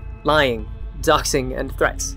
Unfortunately, I'm here to tell you that Iilluminaughtii has engaged in all of these behaviors. I feel that I must state up front that for the last 2.5 years, I was involved in a romantic relationship with the YouTuber known as Iilluminaughtii. This relationship ended recently, and while none of the facts stated here are related to that association, it would be dishonest for me not to state this immediately. I have seen your Twitter and the you've been spewing on there. The harassment. You asshat. The abuse. Because God knows why, because you're bitter about a breakup because your cash cow left you. Now, I managed to get in touch with Azothan via email after I saw his absolutely heartbreaking videos about Blair, and he has given me permission to share with you our conversations. So I'm gonna sort of recreate this story as I understand it of Azothan's allegations of abuse against Blair based on the YouTube videos and our email interviews. So by Azothan's account, the relationship that he had with Blair was complicated for a number of reasons, both financial and emotional. But he was very much in love with her at the time. While they were dating, which lasted off and on for about 2.5 years, Blair was still involved in Reddit-based content, and Azothan states that Blair was unhappy doing Reddit content, which is why she pivoted into the commentary space. This is an infinitely competitive person we're talking about, and she wanted to dominate the space while it was hers. An early friendship with Fresh helped mold her content, but also led her to believe that anyone else utilizing that general framework was a copycat. I listened to endless rants about Misery Box, deservedly, Bumfreeze, and even Voicey here, being nothing more than mediocre mimics of herself and Fresh. From here, Azothan makes the allegation that Blair used an r/controversy as a means to get ahead in the commentary space. What fueled this was her anger at being so quickly outpaced by another channel. The others were merely nipping at her heels or falling behind. But r/, well, he was rocketing past. And her statements regarding his content were even more scathing. Eventually, she utilized information and statistics provided by a larger YouTuber to create the video that many still remember. A video taken down not because she believed she was wrong ever, but taken down because she saw it negatively affecting her subscriber count. For weeks after this, though, conversations would revolve exclusively around her plans to continue her campaign against r/, from encouraging smaller channels to, and I quote, continue the effort against him, to creating an entirely different channel, purchasing her own bots, and show that the growth patterns matched, ultimately looking to spend around $4,000 on that endeavor. I expressed a general belief that she had become obsessed over the situation and really needed to let it go. Over the next 2 weeks, this would lead to a rapid deterioration of our relationship and the eventual end of it. What you just heard Azothan saying was that their relationship ending was directly linked to Blair's level of obsession in taking down another YouTuber, even alleging that she was willing to spend $4,000 to create her own bot network just to take down a YouTuber she allegedly didn't like. And then I asked you a simple yes or no question. Were you talking ill of me to other content creators? I even said I didn't think you were. It was just... The answer is no. I don't understand. But now why you dodged it. Now it might change to a yes because now I'm gonna have to protect my ass. Now the following breakup that they had was messy, just like virtually every other breakup ever, but things got even more sour when Blair was allegedly acting sketchy during a separate beef with a creator named Misery Box, which according to Azothan himself in our conversations may or may not even been that big of a deal at the time. Quote, I forgot the specific drama, but Misery Box was another big Reddit YouTuber whom Blair had disliked because he was having comparable growth while putting out content she said was, quote, shitty and derivative. I believe he was caught being a drunken D-canoe and was ostracized. Tragically, she then threatened and harassed some of his former mods on Discord when they couldn't give her everything she wanted from the situation. So I asked Azothan if he could clarify what he meant by that last line, and he said this. Not give her everything she wanted was basically she didn't want to credit the mods who got the audio and spread it originally. This was audio assets that she had used. And when one mod got angry that she wasn't going to credit them, she threatened to paint the entire mod team as being the same as Misery Box, someone who had just been exposed. It looks like a case of Blair not crediting her sources, threatening to paint an entire mod group based on the actions of one who was mad about it, a lot of vague threats, and oh, wouldn't it be a shame if I made a video making you look as bad as Misery Box? Standard bully stuff. And Azothan sent me a ton of screenshots and receipts, which I don't have time to cover all of that today, but this looks like another time years ago where Blair was allegedly suggesting that she would make an expose on innocent mods just because she didn't want to credit them for their work. And things just get worse from there. In regards to their relationship, Azothan told me that, quote, when Blair and I first began interacting romantically, I had recently left my home of 27 years and moved to a whole strange place, in addition to a breakup. To which he said Blair, quote, had hacked my ex's Tumblr account and found evidence that she cheated on me. And then he also said that she would, quote, take me to Vegas to confess her love, but had a backup ticket to send me home that night if I didn't reciprocate. Can you imagine being in that situation where you find out if you don't say you love someone back, they're literally going to like send you immediately away and fly you back home? Yeah, that's a lot. And then he goes on and says that she, quote, made a tell-all breakup video about us back in 2017 during one of our many breaks. So I want y'all to keep the phrase coercive control in mind, and we'll come back to that later with Wonderstruck Guy. But by Azothan's account, things were kind of hot and cold with Blair. Like sometimes the love she gave was great, and other times, well, y'all heard the phone calls, right?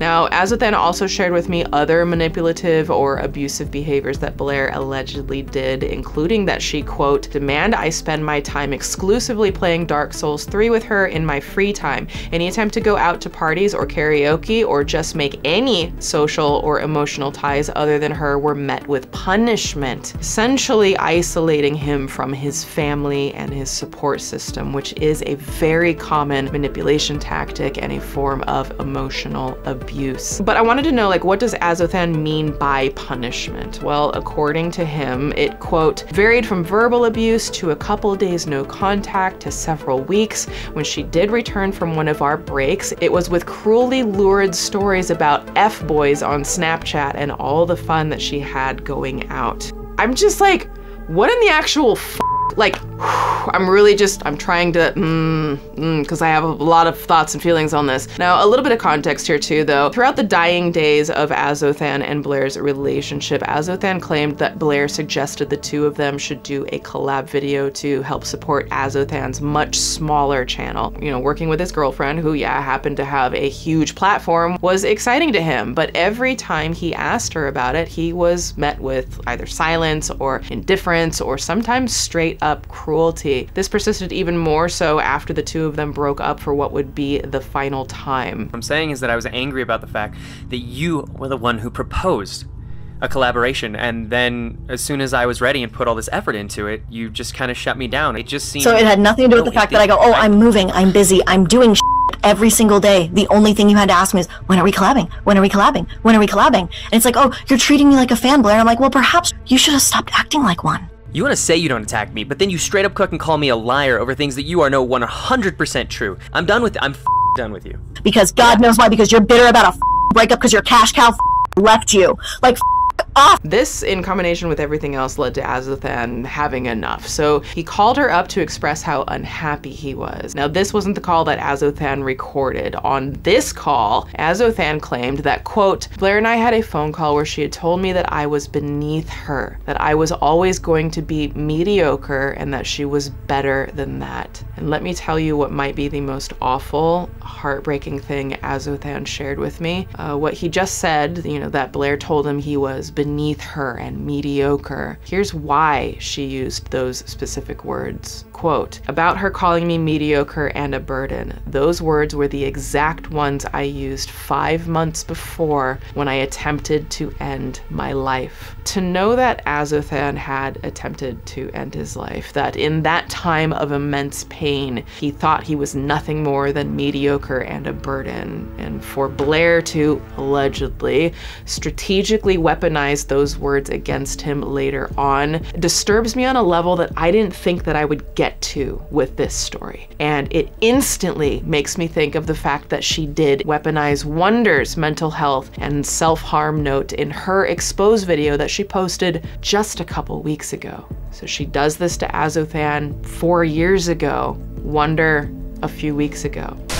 Any way you look at it, to me, this demonstrates a pattern of abuse. Abuse that goes beyond, YouTube drama, who has more subs, who plagiarized torn paper, and speaks to the idea that she may be so callous in her need to be above those closest to her that she resorts to words and actions that could cause very real harm. In fact, One Topic just posted his response video while I've been editing mine, so I will have to cover that in a part 2, but listen to what he said here. I still don't want to believe all of this is true. I'm not convinced the person who did this did not intend real-world harm to us. Assuming Azothan's account to be true, and I have no reason to doubt it, that is profoundly sad and deeply disgusting behavior from Blair. It broke my heart, like so much so that even though Azothan had already given me consent to share his story, I went back and asked him again if he's comfortable with me sharing that part of it, and you know what he said? Quote, "I am okay with it. I am not mediocre or a burden. I have a wonderful and rich life now that she has no power or influence over. I want Wonder to know it was just what she does to vulnerable people. I don't know if she'd hoped I'd hurt myself, but she certainly picked her words with care and knew how they could fester. I give my permission happily." Those are just such truly beautiful words. There's just a kindness that resonates from that response, and it's also so very empowering. Him saying that he knows he's not mediocre and a burden, and I think that's beautiful.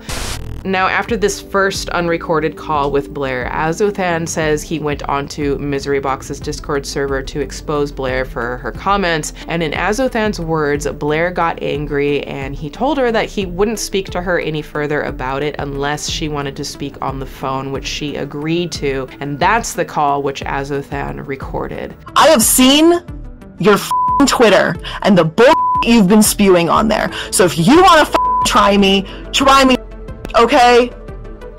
Now from here, Azothan decided it was time to lay it all out there to the world, the botnets, the constant abuse and neglect and gaslighting allegations, the paranoia and constant attacks against other creators. So in early 2019, he made a pair of videos exposing all of this using the phone calls, peppered through with his own firsthand experiences. And what's interesting is that a lot of what Azothan says in his videos sound like strange mirrors of things that have happened with Blair and everybody else that we're talking about. For instance, I discovered that she was spreading around her Discord server that I intended to release intimate photographs sent during our time together, and also claimed that I was mobilizing my server to raid her own. The latter came from a moderator in her server. Both are laughable accusations, as I have no intention of breaking any laws, nor breaking her trust quite that much.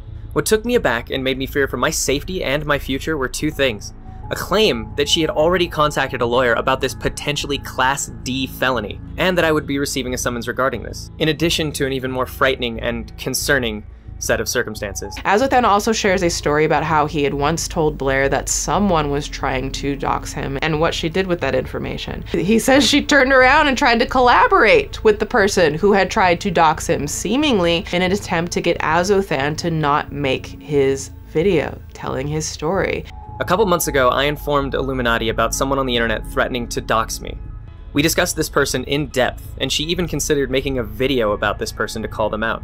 A Discord user known as Cracker Snatcher, who had made threats of violence against me, as well as attempting to locate and disseminate my location and name. I was saddened to be informed by my friends that she had joined a Warcraft 3 Discord server solely for the purpose of providing and exchanging personal information with this extremely dangerous and unstable individual. After discovering these two concerning facts, I messaged Iilluminaughtii and left her a voicemail to let her know that I was backing off the idea of making this video at all, for fear of both my financial and physical safety. She would then go on to publicly brag about scaring me into silence with these actions. And this video is being made now due to her once again believing that she can try to inspire fear and compliance through threats, frivolous litigation, and intimidation. And so here we are again with the pattern that seems to have existed in one form or another since Iilluminaughtii first came onto YouTube. A pattern that points an alleged picture of Blair as spiteful, manipulative, abusive, and a hypocritical person who judges people for criminal behavior while partaking in the same type of behavior or worse, allegedly.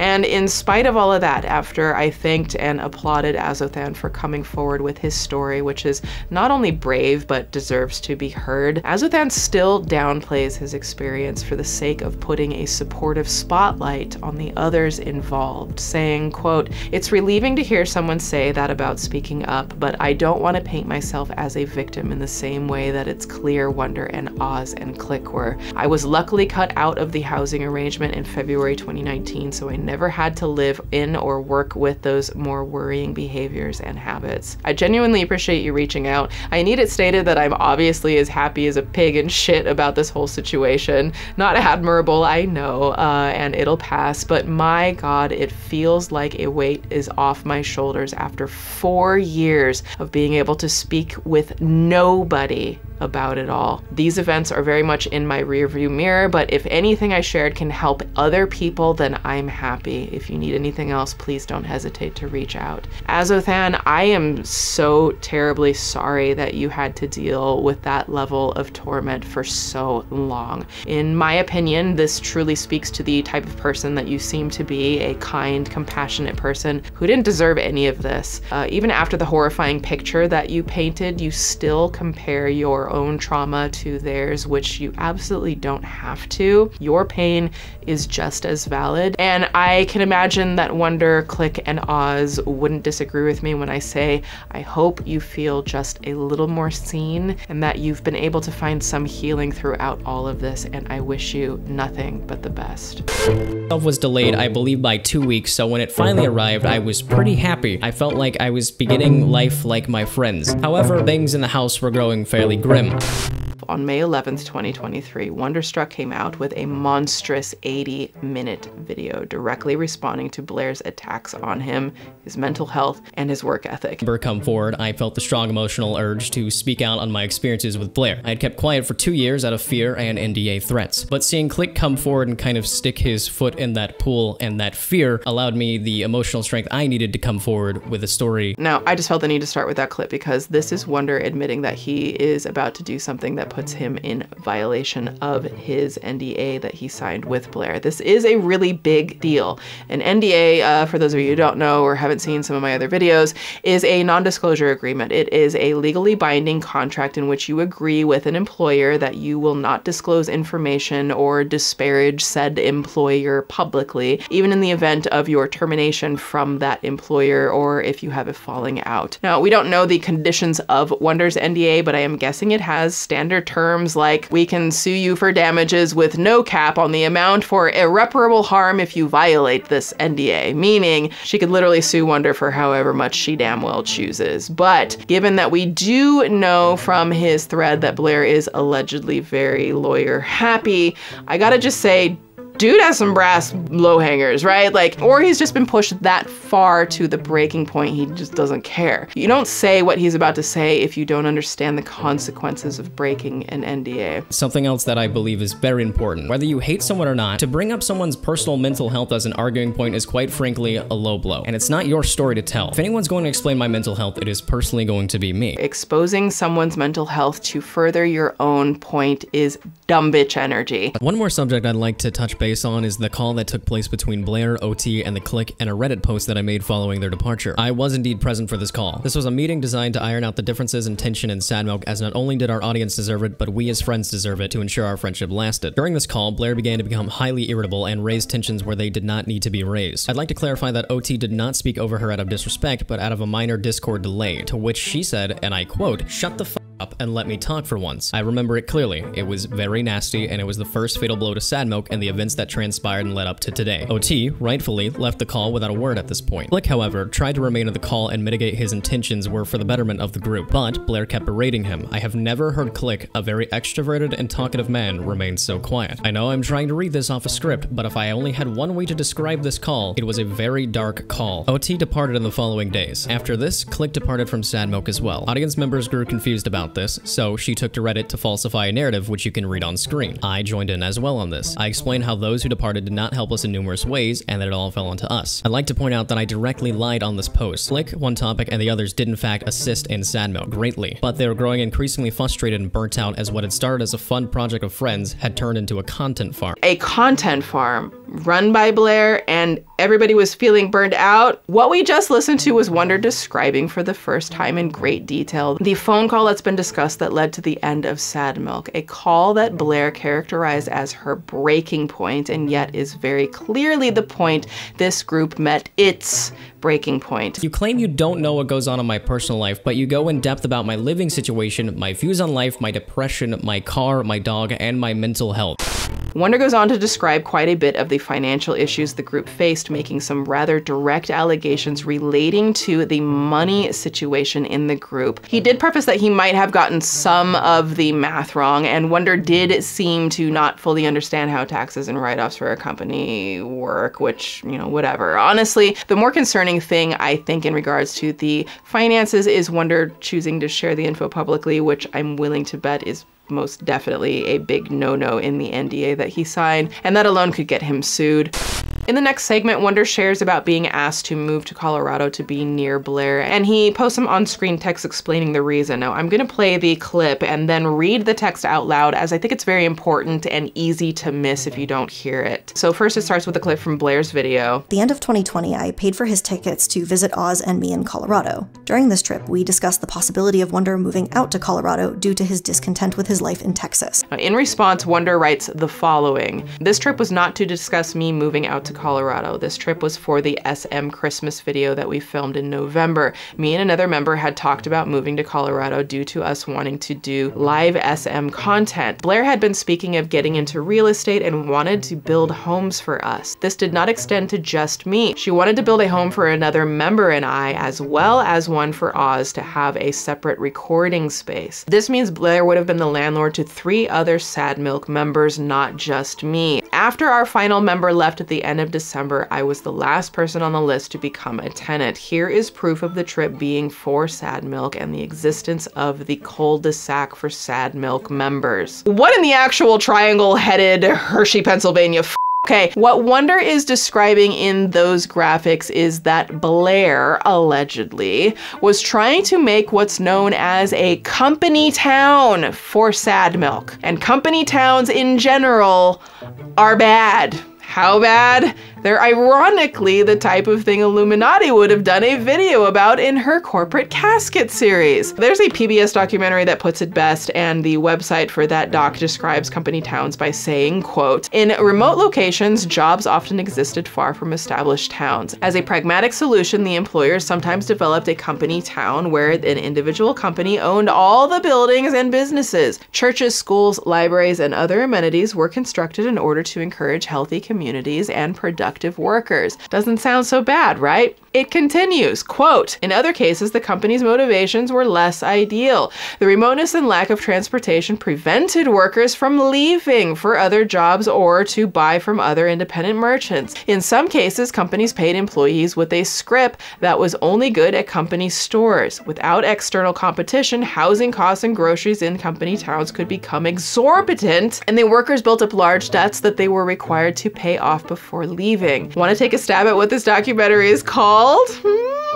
Slavery by another name. Company towns are bad because they leave you in the service of your workplace even while you're at home. Like imagine, you know, whatever you do for work in your day-to-day life, maybe, I don't know, you're a tax agent or a makeup artist or even a content creator. Now imagine that whoever pays your bills, your boss, is also your landlord. Does that sound like a good idea to you? What happens if you have a falling out with your boss? You lose your home and your job in one fell swoop, which is kind of like what happened to Wonder. You can say this is a good deed on the surface, and it most certainly appears that way. I'll get into how over time Blair would have controlled every aspect of my life, be it transportation, income, and housing. I sincerely do not understand why the conception of this home was never presented in the video. It leaves out a massive gap of context. The home I was told would be finished by August and then I could stay the summer. And the last month before moving to Colorado, after finalizing my lease, I was informed that the home would be pushed back until December. To try to paint me as a freeloader when you also leave out that I was originally only supposed to stay until August, you were supposed to be my landlord, and that I only stayed 30 days in Colorado feels like a contorted attack on who I am as a person.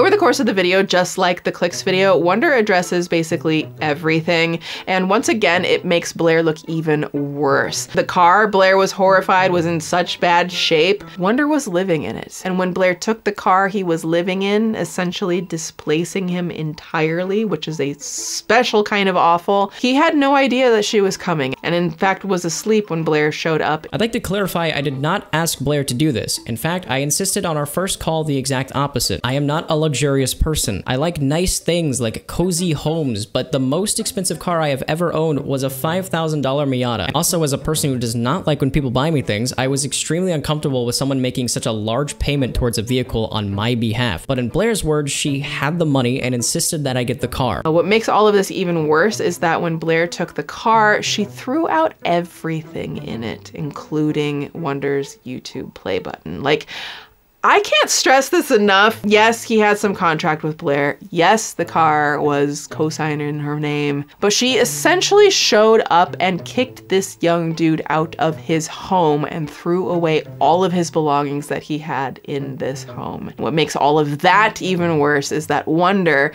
who was only like 20 or 21 years old when this happened, feels like he was really naive for even being excited about this car that became his home. I never saw the paperwork on the car. I never did any of the work to obtain the car. I was 21 at the time. I can't think of a single 21-year-old that I know that has gone out and filed paperwork for a $50,000 to $60,000 car. I did not know what I was doing. However, Blair would oftentimes tell me that she herself had enough money to retire at any given moment. In a lot of ways, what Wonder and others have described of Blair sounds like coercive control, which is often a subtle but very alarming form of abuse that's actually illegal in some countries. Coercive control is a strategic form of ongoing psychological and emotional abuse that's based on control, manipulation, and oppression. Coercive control is often associated with narcissism-fueled abuse. In this company town facade, she became his sole source of income, employment, housing, transportation, and social interaction. Allegedly. Your money is no longer yours. Your time is no longer yours. Your space is no longer yours. Your body is no longer yours. You begin to have less and less say over your life, your time, and how you spend it. This controlling behavior is designed to make a person dependent by isolating them from support, exploiting them, depriving them of independence, and regulating their everyday behavior. There's even a point in the video where Wonder apologizes for ever sticking up for Blair back when Sad Milk fell apart, and in my opinion, why he stood up for Blair makes sense. Like, think about it. Even if Wonder wanted to speak up, then, like, could he? Against his boss, landlord, co-signer, and they're all the same person? Like, that's scary as hell. And I honestly, like, I don't know, dude. Like, if all of this is how it went down, if, like, it really makes me sad for Wonder. Like, coercive control can be so subtle, which makes it so insidious. And often, victims of that type of abuse are gaslit into thinking that somehow it's their fault. The other thing is that this video, with every single point that Wonder raises in regards to Blair, really seemed to be the actual beginning of the end for the Iilluminaughtii channel, if it's the end, which it's not looking good. I mentioned earlier that Blair has lost 180,000 plus subscribers, but what I didn't mention is that she's averaging a loss of 10,000 or so people like every other day. So, like, I've hinted about this throughout the video, but Blair had a past before her time as an anti-MLM YouTuber. I've shown you some of her Reddit content. I showed you that weird poop video, okay? It's there. And I tried to pick the poop up with my hands. But I haven't shown you anything that was recently unearthed from her time as an anti-SJW content creator, aka the exact opposite of everything Blair currently claims to stand for. Like, I'm pretty sure actually, because of this whole situation, I could be totally wrong. So if I am totally wrong about this, I will own it. I want to give a really quick shout out to the preservation efforts before I do this part of the doc to FPS Diesel. You're a huge reason I was able to even find some of this stuff I'm about to talk about, so thank you. One of the absolutely most staggering developments in Blair's story is that Blair has been collecting controversies and grudges over the years, like Ollie London collects plastic surgeries. And much like how Ollie London wants us all to forget that he once claimed to be a transracial Korean woman. Yes, I am doing a doc on Ollie London soon. Blair Zon would very much like you to forget about the times that she got into beefs with other creators, and also that time she went by the name of Sarah J. Warren and really wanted you to know Sarah J. Warren is unapologetically feminist, and if they don't like it, then I would love to drink their overprivileged male tears, okay? Welcome to the world of Tommy C, a long-time streamer who's been on YouTube since 2007. Tommy C is somebody who does incredibly edgy content that he admits is inspired by shock jocks like Howard Stern. And for a while, he was quite infamous for some of the feuds he developed with other creators like Keemstar. That's really it. He at the time that you were telling him to make a video, he actually had more subs than him. He's afraid of me. The two of them were quite close, and Tommy makes it seem as though Blair was a pretty regular fixture in his friends group. Now, at some point in the late 2010s, Tommy C made a sort of satirical fake news show called Shot from the Point that dabbled in influencer drama positioned as if it were hard-hitting news. It was during this time the character Sarah J. Warren was born. That's Blair. Oh, I'm sorry. That's actually Sarah J. Warren. Get it? Sarah J. Warren, SJW, social justice warrior. Oh yes, Zaddy. Give it to me. Like Blair was literally making the type of content that she would like now say was unacceptable. So it was quite shocking when I saw that FPS Diesel had posted a video on May 20th that contained clips and testimony from this time, especially since almost none of the footage exists anymore. Well, according to Tommy C himself, the reason these videos don't exist anymore is because of a fat joke. And it says, you know, Illuminaughtii deleted my videos over a fat joke. I didn't even tell the fat joke. Like, I have literally nothing to do with this. It was actually one of my staff members. They met in Las Vegas. Her, one of my news team guys, Rico at the time, we all went into the news chat room where all the other members were, and I guess Rico said it, and for reasons that I'm not quite sure, Vault kept repeating over and over again, God, Rico, you're fat. I gotta be honest with you, it was kind of uncomfortable, you know? It was f***ing funny. This is the context for what apparently inspired Blair to leave behind her days as Sarah J. Warren. The very short version of this very old drama is that as Blair was doing the SJW content, she was also on the rise with her Reddit content and slowly transitioning away from being a part of Tommy C's content. By all accounts, though, the two were still friends until one day Blair DM'd Tommy, upset about the constant teasing of one of their associates' weight, a man named Ricochet. And she was very hostile to me, and she said that she suggested that I should do something about it. And I just like, what do you want me to do? Everybody's an adult here. I can't tell people not to make fun of him. Like, that's kind of ridiculous. It's interesting to see the ways the past and the present echo, right? You know, the big problem with the clique was that he allegedly knew about a problem he was actually literally asleep for. Tommy allegedly knew about a problem that wasn't even on his Discord servers. The conversation eventually reached a bit of a boiling point where Tommy considered kicking her out of the channel right then and there before calming down and realizing that Blair was, you know, still his friend, and that, in his opinion, was one of the biggest mistakes he ever made. I got this message from her after I did a stream, and this video is important up here, and I'm gonna show it to you now. Blair sent this to me as an example on why she was leaving. That's a lot of money, I guess, for a person of color. Better watch your back, keep your people in control, Rico.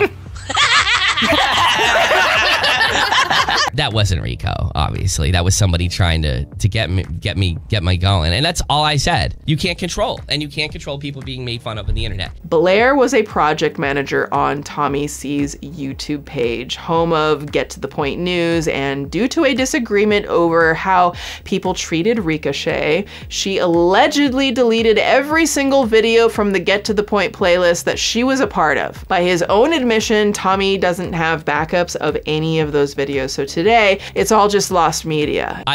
That's the thing that pissed her off. You know, my crack on my arcade. I think you know where this is going. It was great working with you, but we're clearly going two different directions. I wish you nothing but the best for your new Sims family. I wrote, huh? I was like, okay, I know now. And I was like, relieved. And I go and check the news thing, and she left. I was like, oh God, thank God she didn't delete anything. And then I found out she did, like 24 hours later. It's all gone. Like, everything related to her is like all gone. Now, to be completely fair, I get why Blair might want to distance herself from some of this content, especially as she began to strike bigger within the Reddit community space and within the more, you know, traditionally left-leaning political spaces. And yet, it wasn't her channel. I mean, shit, like the reason that she deleted all of these videos that weren't even hers and said it was for being upset that Ricochet was being made fun of, there are videos of her taking part in making fun of Ricochet for his weight. Oh, really? Well, that's what they said. I don't know. Apparently. This is for a vlog, right? I didn't know. Oh, is it? Oh, shit. Hey, yo, he's a good guy. Cut that. Yeah, cut that part. Comrade, cut that out. Don't cut it out. No, comrade. Do not cut that out, comrade. Leave that. It's fucking comedy gold and you know it. Like, just in case you need more evidence that Blair will allegedly stand up for anything that makes her look better while apparently believing in nothing, I want to bring up her treatment of Wonderstruck's mental health again before I play this next clip. Many of Blair's fans were upset, and rightfully so, that Blair would weaponize somebody's mental health when she long acted as a mental health advocate publicly. Some of her most acclaimed videos expose the alleged evils of the Autism Speaks organization, and you'll find comments that mention these videos as the reason why people followed Iilluminaughtii in the first place. But the sheer tragedy in Blair weaponizing and mocking somebody's mental health is that this wasn't even the first time she did it. Robert here, better known as your geeky tipster, and I think it's time for some serious changes. As many of you know, I am a longtime sufferer of anxiety and depression. It's an ongoing struggle that I often deal with. I do. I don't. What you just heard was one of the videos Blair deleted from Tommy's channel of her doing a mocking reading of one of Tipster's private mental health posts and making fun of it while her friends laugh and she cracks jokes. Self too far. Over the past few years, I've dealt with many things in my personal life that have been both stressful and contributed to further progressing my anxiety and depression. Yo, Tipster's depression would have gotten to the octagon. Tonight, I had the worst anxiety attack of my life. I didn't get much sleep last night due to— Listen, I don't know much of anything about Tipster, but I know that Blair is f***ing disgusting for this. To mock someone's mental health, to mock someone who very bravely shared what he was dealing with in a post that was vulnerable and honest and attacking no one is beyond trash. And then for her to build a platform under the guise of being a mental health advocate, when this is what you do, you've had a history of this, is beyond comprehension. And not just a history, actively doing it now, literally in your response video to this by bringing up Wonder's mental health. Like, I don't know how anyone would trust a word from her after hearing this stuff and like never having addressed it. For years following the deletion of all of the videos on his channel, Tommy would bring up the incident with Blair deleting his content, usually, you know, joking about it with his guests and trying to claim that it didn't really bother him all that much. But on May 23rd, 2023, a few days ago, Tommy finally dropped a video directly addressed to Blair. I haven't really watched much about Blair in these last couple weeks since she decided to completely melt down on her career and show the world how she's behaving. Literally just kind of proved my worst suspicions that I spoke out loud, you know, 3-4 years ago. Blair, this message is absolutely for you. I know we're never going to speak again, and I actually thought about writing you. I wish this never happened to you. I don't feel sorry for you because you did, but because I really liked you. I thought we were friends. And I don't like seeing somebody that I used to kind of tout as, oh wow, they came through me. completely self-destruct like this and cause so much misery for so many other people. Even when the whole thing went down, I said it and was done. I'm showing you all of this just to make the point that no matter how edgy Tommy C's show was, this is clearly the statement of a guy that was profoundly hurt by something Blair did. Somebody he considered a friend who not only betrayed him, but proceeded to never speak to ever again as she got bigger and bigger in the YouTube world. He also alleges that not only has he heard Blair say the R slur herself. Do I have the proof? No, I think he said the R slur in front of me multiple times. But she may in fact be apolitical, something that I think matters since Blair up until recently was literally a political commentator on a political podcast called The Leftist Mafia. I can't make this up. I got news for the leftist mafia. She's more than likely apolitical. I remember her talking about her sister, just kind of like rolling her eyes sort of symbolically in the conversation about what a dopey leftist she was, like what a nut. I don't think she believes anything left or right. I think she believes in YouTube. I don't think she believes in anything left or right. I think she believes in YouTube. That statement to me is Blair in a nutshell. Almost every incident we've covered here today that Blair's been a part of, and even the incidents that, I won't even be able to get into, all relate back to Blair's seemingly insatiable desire to make it on YouTube, no matter who she has to crush or how. This even includes situations that were happening at the same time as the Tommy C incident, such as her r/botnet controversy on her copy strike allegations. Now, I honestly couldn't find a whole lot about those situations, but FPS Diesel covered them pretty succinctly. For example, she accused a Reddit YouTuber of sub-botting. This YouTuber is known as r/.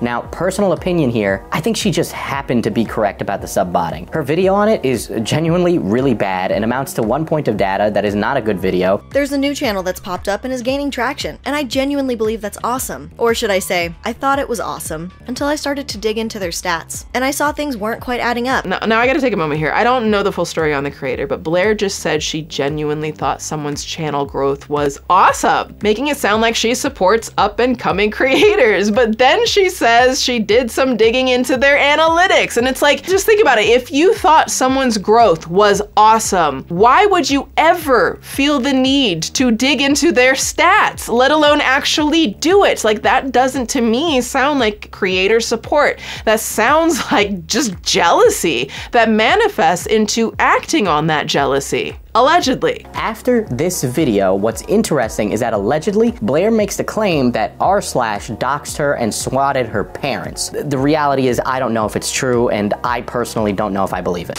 Many things that Blair has done to further herself on YouTube has perceivably hurt people, or in the instance of things that I have watched, seems to be like false. We saw it with The Click and Wonder and Oz Media, and even Tommy C, a guy who presents himself as not giving a shit about anything. But even I felt some feels when he said this. I hope things work out for you. I mean that.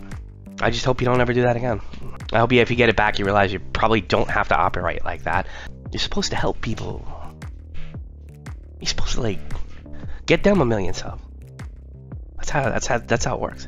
And you presented yourself as one of those people, and you never did that, not once. Good luck, Blair. Good luck to you. Don't call me. I can't trust you. I hope someone learns to. I mean that. All this small drama that had boiled over into a years-long vendetta against YouTubers. And so the two channels I offered up were Tommy C and Nicholas. Everyone meet Madison, more popularly known as Cruel World Happy Mind. So back in 2020, Madison was a relatively brand new YouTuber covering anti-MLM content in a casual, conversational, yet deeply researched way. So the part of the story that I'm about to tell you takes place before Social Blade monitored Madison. That's how long ago this was. According to various sources, in April 2020, Madison had less than 20,000 subscribers when she made the video Tyra Banks had her own MLM makeup line. Now, if you're familiar with Madison's content, it's actually pretty cool to see an earlier, more, condensed version of the deep dives that she does today, while it still feels very much like, her current content. She would have created that financial freedom and achieved those goals sooner. So scammy. The video goes into an obscure controversy surrounding Tyra Banks' own multi-level marketing makeup line. It's a brief deep dive into the controversy surrounding it, but it's a well-made video, and you might be wondering, Swoop, girl, why are we talking about Madison? Where's the tea on Blair? Well, a couple months after Madison posted this video, something interesting started happening in Madison's comments and DMs. People started telling her that they loved her Tyra Banks video, but also that Iilluminaughtii had posted her own Tyra Banks MLM video, and it seemed pretty similar to Madison's, almost as if Iilluminaughtii had allegedly plagiarized her. Now, unlike Blair, Madison did not go public with these allegations on Twitter. In fact, if you dig through the comments on Madison's video, you won't even find the original comments anymore, leading me to believe that they may have been removed, which if so is, a very graceful thing for Madison to have done. Then Madison very diplomatically sent Blair a message on Instagram saying this, quote, "I'm a really small YouTuber who has been really inspired by the content you make. I got a few messages about the video you posted about Tyra's MLM because I've done a video on that topic. I'm really happy you're spreading more awareness on this topic, but it did low-key feel like a lot of what was said in the beginning of the video, it was really similar to the things I discussed regarding Tyra's MLM and her controversies. Coincidence happen, and I'm sure as a larger YouTuber, you're accused of stealing content from people you've never ever heard of or seen before, so I get it. If this message comes across that way with the intention of just being open and honest, I was really hurt by the video though, because you're someone who has really inspired me and the content I make. So I wanted to reach out and hopefully have an honest but positive discussion on it all. Either way, I still appreciate the work you do." So days go by after Madison sent the message, then weeks, then months, and Blair never responded to the message. By Madison's recollection, she was disappointed, but it wasn't a huge deal. She shot her shot, didn't get a response, and moved on. Or at least she did until September 10th, 2020. Something I recently learned apparently is there is this whole anti-MLM community, right? I kind of thought I was on my own little island doing my own thing. Maybe that's my own ego. I don't watch their anti-MLM videos because I don't want to know what other people are saying or other people think. I don't want it influencing what I do. What you're listening to is the Double Cleanse podcast, a podcast Blair was interviewed on regarding her anti-MLM content. Aside from the fact that it's quite ridiculous for her to claim that she wasn't even aware there was an anti-MLM community out there, especially since some of her Reddit content literally read from the anti-MLM subreddit. That's not the main reason I'm digging this up. This is... I'm gonna try and keep it vague so I don't mention this person's channel. Yeah. But it's a very small YouTuber. She DM'd me on Instagram claiming that I copied her. She claimed that I copied her video that she had done maybe a couple weeks ago, right? And the video that I had done the topic on was suggested to me multiple times from my comment section. So I just listened to my comments and I made a video because that's what people were interested in my opinion on. So she messages me and she goes, "I'm just really disappointed because you're someone I look up to and you copied my video and I want credit." Madison literally never claimed directly that Blair copied her, nor did she ask for credit. It is so grossly irresponsible to me for Blair to not only shame a creator who was smaller than her, but to then put very strategic words in her mouth that she never said, all to set Blair up as a victim of false accusations, allegedly. I can only imagine how Madison felt hearing this. She sources me. She uses me as a source in her videos, for one, so I found it kind of funny. And she...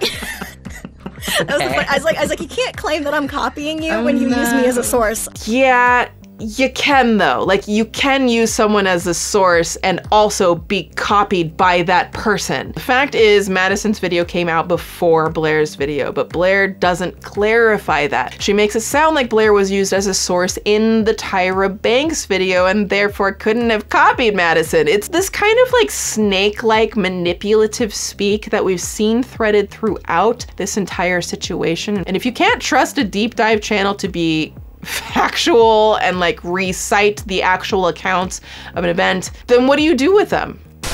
We saw the actual DM. Madison wasn't asking for credit, nor is she accusing Blair directly of stealing. She's asking to talk about it because some people in her audience were suggesting it. And what we now know is allegedly typical Blair fashion. She is instead talking to the internet to potentially slander somebody who has a concern with her instead of just talking it out. Obviously, the first thing I did before even looking at her videos is I went to look at her sourcing list, because I think that's really important, is what do you use? And she had 5 sources. You know, I have to use a pastebin document because I have anywhere 30 to 70 sources per video. I don't play around. But she had like 5 sources. You know, one was Wikipedia, one was BuzzFeed, one was like TMZ or something. Oh my god. You know, oh god. And this is a really interesting take from Blair in general, because now she's attacking Madison's credibility by saying Madison uses lesser or worse sources like Wikipedia, which is funny to me, since that's literally one of the first sources listed on Blair's Tyra Banks video. Okay, let's just point that out. The truth is, someone noticed your video was a little similar to hers, asked you, and instead you're smearing her. The f are we doing here, Blair? And then she sits down for a video, maybe 30, 40 minutes long, drinks a coffee, is distracted the whole time, and just gives her opinion on how she feels about things. And Oh, hi, sorry. Didn't know Blair was still prattling on about this. And I said, you cannot believe for 1 second, ma'am, that I am copying you. I guess what I'm curious about is, what are you fighting against? This is literally months after you allegedly copied elements of her video. For the millionth time, you did not have to do this. And then she deleted the DM after a couple days, but I kept the screenshot. And I was like, I will remember this. I won't say anything, but I'll remember it.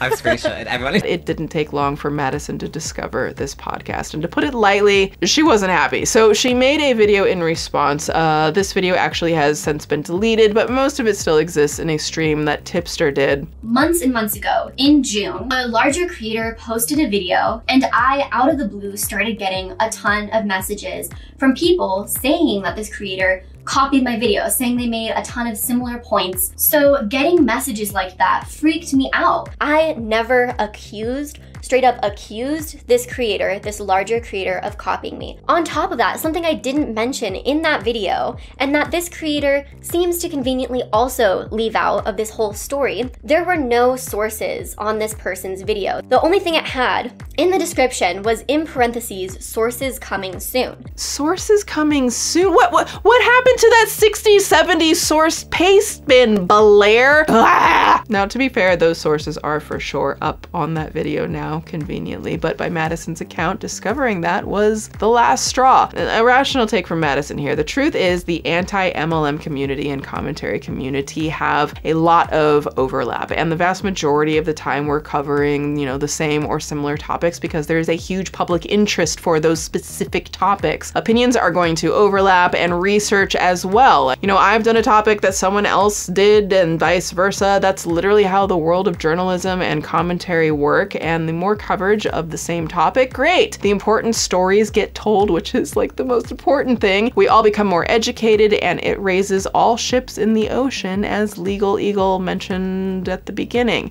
And I think it's really funny that we're this far into this doc, and I'm just now realizing I don't think Blair actually knows what plagiarism is. Anyways, it turns out that Blair didn't just talk on a podcast. For some reason, this message made this larger creator think it's okay to go on a podcast and spread completely false information, as well as try and spread a lie about me on her Instagram story. They first said, I can't believe a creator posted a video yesterday accusing me of copying them, which this is what I said in the video. You don't have ownership of a video topic, and that's something I've learned at this point. And honestly, it's good if someone covers a topic that you've covered. Then this person makes another Instagram story, and this is where it gets really weird and really shocking. This person makes another Instagram story where they say something along the lines of alluding to the fact that I'm untrustworthy because my profile shows up on a website that's supposedly about buying YouTube bots.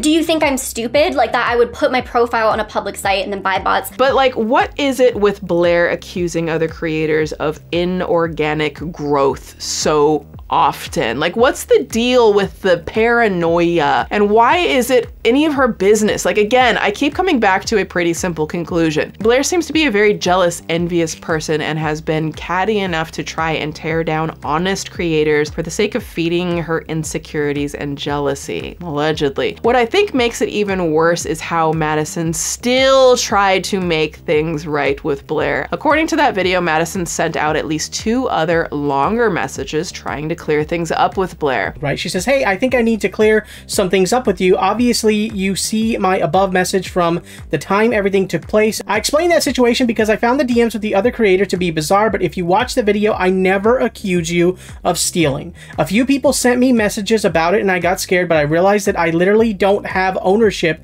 over a topic, and that's a stupid way to think. But I'd love to chat it out because though you may believe differently, I really wanted the drama to stop, so let's talk. I mean, in my opinion, even when Madison is rightfully pissed in her video, she is still coming off as, you know, very sweet and considerate of Blair's feelings, which really makes this next part so much worse. Iilluminaughtii starts tweeting. She was tweeting about doing a live stream on Twitch debunking some claims made against her, and a lot of people knew exactly what this was. She was going to respond to the allegations made by this smaller creator.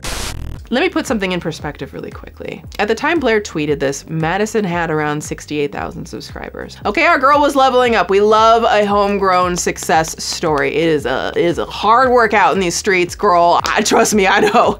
However, Blair had 751,000 subscribers. So with nearly 10 times as many followers, Blair was punching down, basically threatening to dogpile on a much smaller creator over a beef that, to be honest, she basically started herself. I don't care how you paint it, this is bullying, and by punching down looks a whole lot like abuse of power, especially since there is zero evidence that Madison ever directly named Blair throughout this entire controversy. Now, immediately following this, Madison deleted her video talking about the controversy, and shortly after that, Blair posted this thread to Twitter where she said, "Just got off the phone after a 3-hour convo with Madison, and I'm very happy that we were able to finally talk and resolve our issues privately. Ultimately, there was a series of misunderstandings from both sides. We have worked those out to stop the escalation of any drama. She will be removing her part about me in a video she recently did. In return, I will not do the planned live stream on her."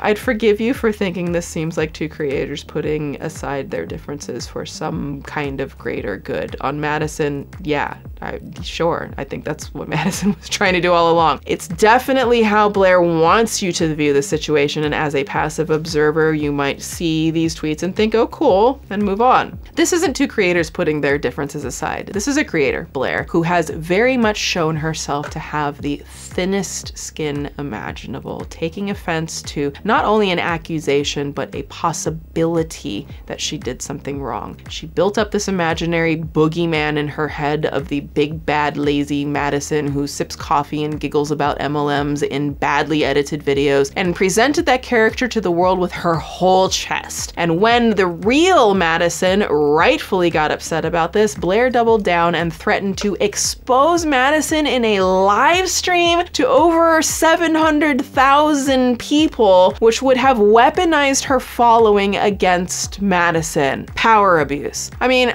I don't know about you, but it smells a lot like, kind of like blackmail, doesn't it? Now, I'm not directly saying that Blair blackmailed Madison into deleting her video and dropping the subject. I wasn't there. What I am saying is that Blair tweeted that she was gonna live stream about a small creator, and that creator then deleted their video and stopped talking about Blair. Funny how that works. But real quick, Madison, if you ever see this, I hope you feel validated in what happened to you. You didn't deserve any of this ridiculous treatment. I haven't seen much of your work, but I've seen like a couple of pieces that you've done, and I think you're great. Like, keep doing what you're doing. I feel like your integrity really shines through, and you just, yeah, we love to have people like you on this platform.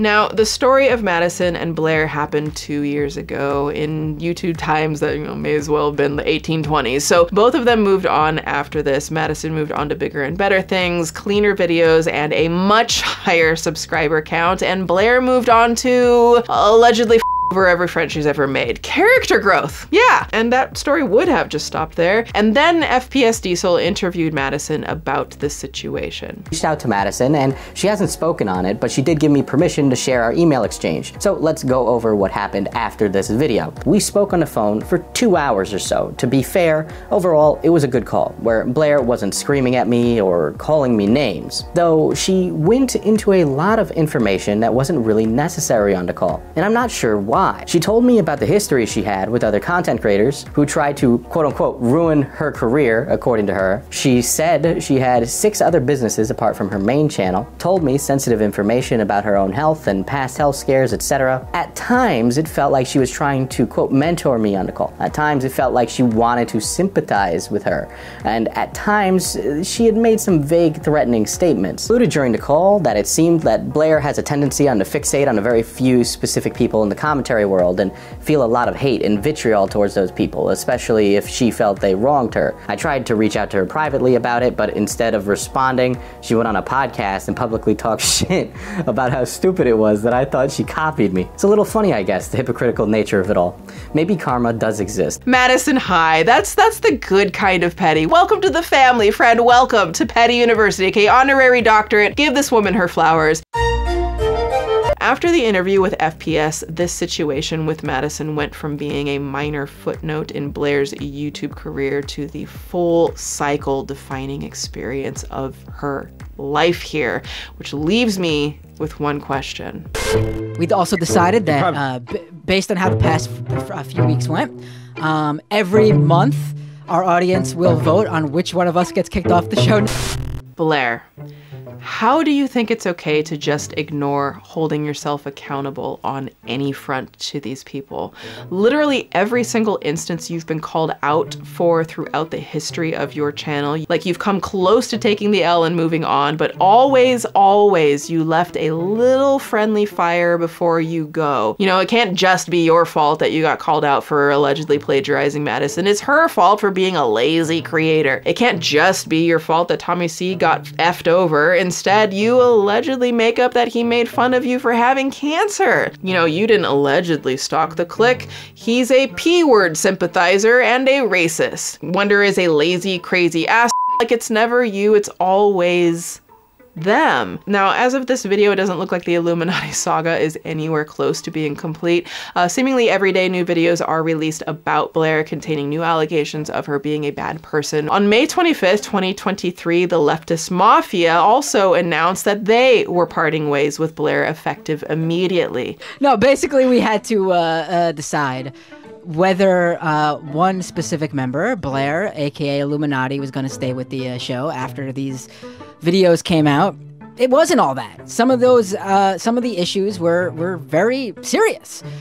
So as of today, the leftist mafia is Mike Figueredo, David Dole, Ole, Lance, and me, Matt Binder. And that's it.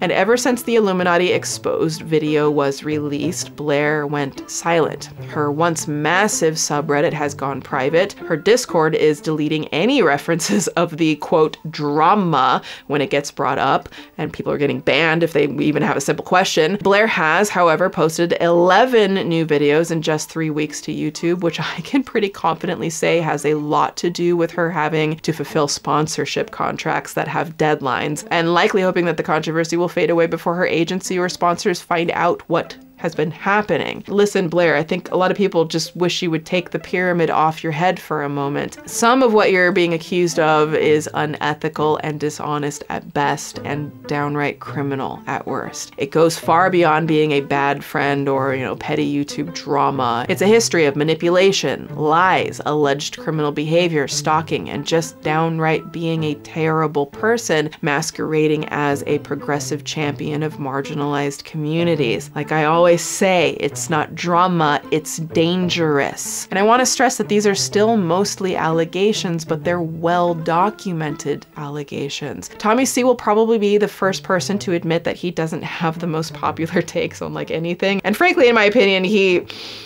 Well, whatever, I'm gonna leave that alone. But he put it best when he said, you don't believe in left issues or right issues, you just believe in YouTube. And you did everything in your power, it seems, to make sure that YouTube believed in you two above all else. Go ahead and search your name on YouTube right now, Blair. Congratulations, you made it. Like, everybody's talking about you. I hope it was worth what has happened with your friends. I hope it was worth it.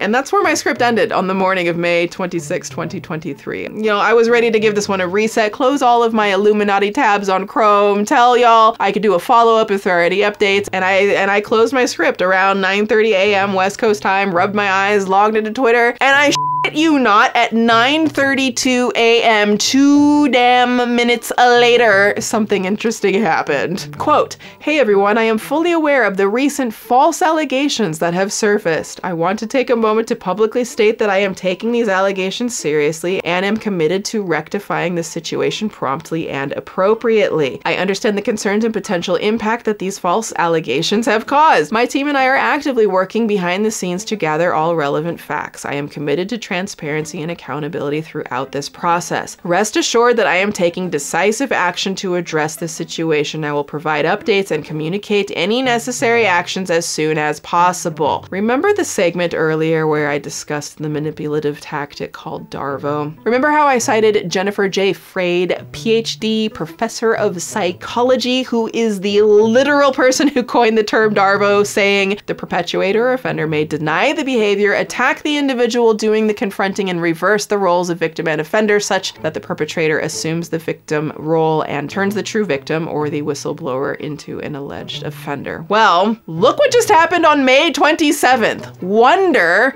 posted this. Quote, "Blair, aka Illuminaughtii, just sent me a cease and desist for speaking out against her abuse. I will not be silenced." Yeah, that's happening right now. And you know what other guy in her life has said something similar about being silenced? Her ex-boyfriend, Azothan, 4 years ago. Quote, "To keep public track of events, Illuminaughtii just called my home phone to threaten me. This is after fabricating felony claims. I am done remaining silent." And let's not forget that Azothan was also threatened with legal action. She would then go on to publicly brag about scaring me into silence with these actions. And this video is being made now due to her once again believing that she can try to inspire fear and compliance through threats, frivolous litigation, and intimidation. Instead of me giving my thoughts, let me cite the professionals. For Darvo to occur, a power imbalance must exist. It is most effective when the abuser has more social capital than the survivor. If the abuser is a member of a dominant group and the survivor is a member of a disenfranchised group, generally the survivor is less likely to be believed. People who are likely candidates for Darvo are survivors who confront their abuser, whistleblowers, and socially vulnerable individuals or groups. Something tells me this is just the beginning, so hey, maybe let's just let Blair respond to her own allegations right here. When something as horrible as this happens, people always come out and admit fault and tell the horrifying truth of their continued negligence and malpractice, right? Yeah, you're right, that never happens. What am I thinking? Instead, they usually do their best to hide everything and blame anyone but themselves, and wouldn't you know it, that's exactly what happened here too. Just as you said, Blair. Class dismissed. Child, okay, I need the biggest kitty cleansers. Just pile all the kitties on my screen to cleanse my palette after this. The sweet little billing department babies, they are so cute. They refresh my soul. Remember, y'all can grab your Petty University apparel linked below and join the community. All are welcome. A couple of Twitter shoutouts from my last doc, which is part 4 of my coverage on the Moscow, Idaho student case and new updates on Bryan Kohberger's defense. If you haven't seen it, it is linked below. First shoutout goes to Magical Marvelous Mad Mixter Mim, who said, "This is yet another wonderful deep dive by Spanky V, and the fact that she breaks down the legal system and reasons for action is chef's kiss. Also F Bryan, allegedly."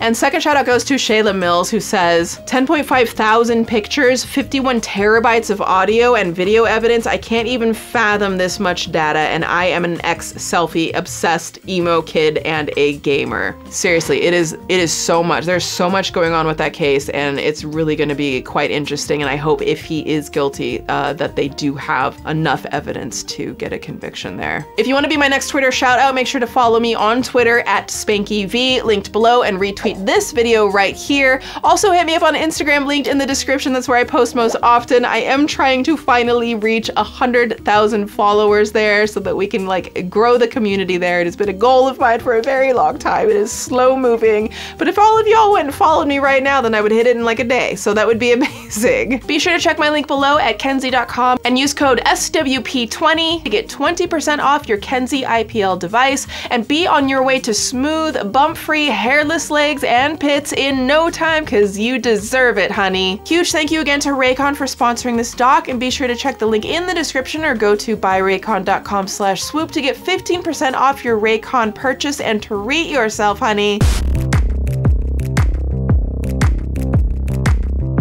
I've shared quite a few thoughts, so I will keep this brief. Accountability is everything. When a person demonstrates a long-standing history of belittling, mocking, invalidating, and threatening the people they work with, their friends and strangers, it means something. It would be one thing if it was just one unbacked claim from a disgruntled employee, but this is a perpetual onslaught of accusations backed by convincing evidence by the people who knew her best. That demonstrates a pattern of behavior that can no longer be excused away or swept under the rug. It's a sign of likely her overall character and shouldn't be dismissed. In a certain way, the story hits closer to home in that though I'm an outsider to, you know, these particular people, I'm part of the deep dive and commentary community. So it is quite unsettling to see someone who many in the community thought was genuine turn out to be so insidious. The commentary community means something to me. It means quite a lot. I value this space. Now, I haven't been in it long, but my intention has always been the same, to try and help people like you who watch my work, whether it's sharing a story about harmful behavior while providing resources to help victims and survivors, or adding a, you know, petty twist on a topic as a means of making it easier to share and talk about, normalize the conversations. I don't just think authenticity is important, it's everything. So many of us in this space deeply care about the stories that we cover and want to see positive changes when shedding light on the darkness. And when you see someone so profoundly negate what they say they stand for, allegedly, it's shocking, and it's a sad day for the community and calls into question the body of work at large. I don't know how this will continue to unfold, and while I think Blair is getting a massive wake-up call about her own alleged abusive behavior, I do hope that somehow, some way, she takes the hurt of her friends into account and finds a way to pursue healing and accountability with them rather than more unnecessary destruction. But you know, like I always say, when all else fails, stay ready, stay petty. Class dismissed. Swoop! Swoop, swoop, swoop, swoop, swoop, swoop. Ah, ha, ha.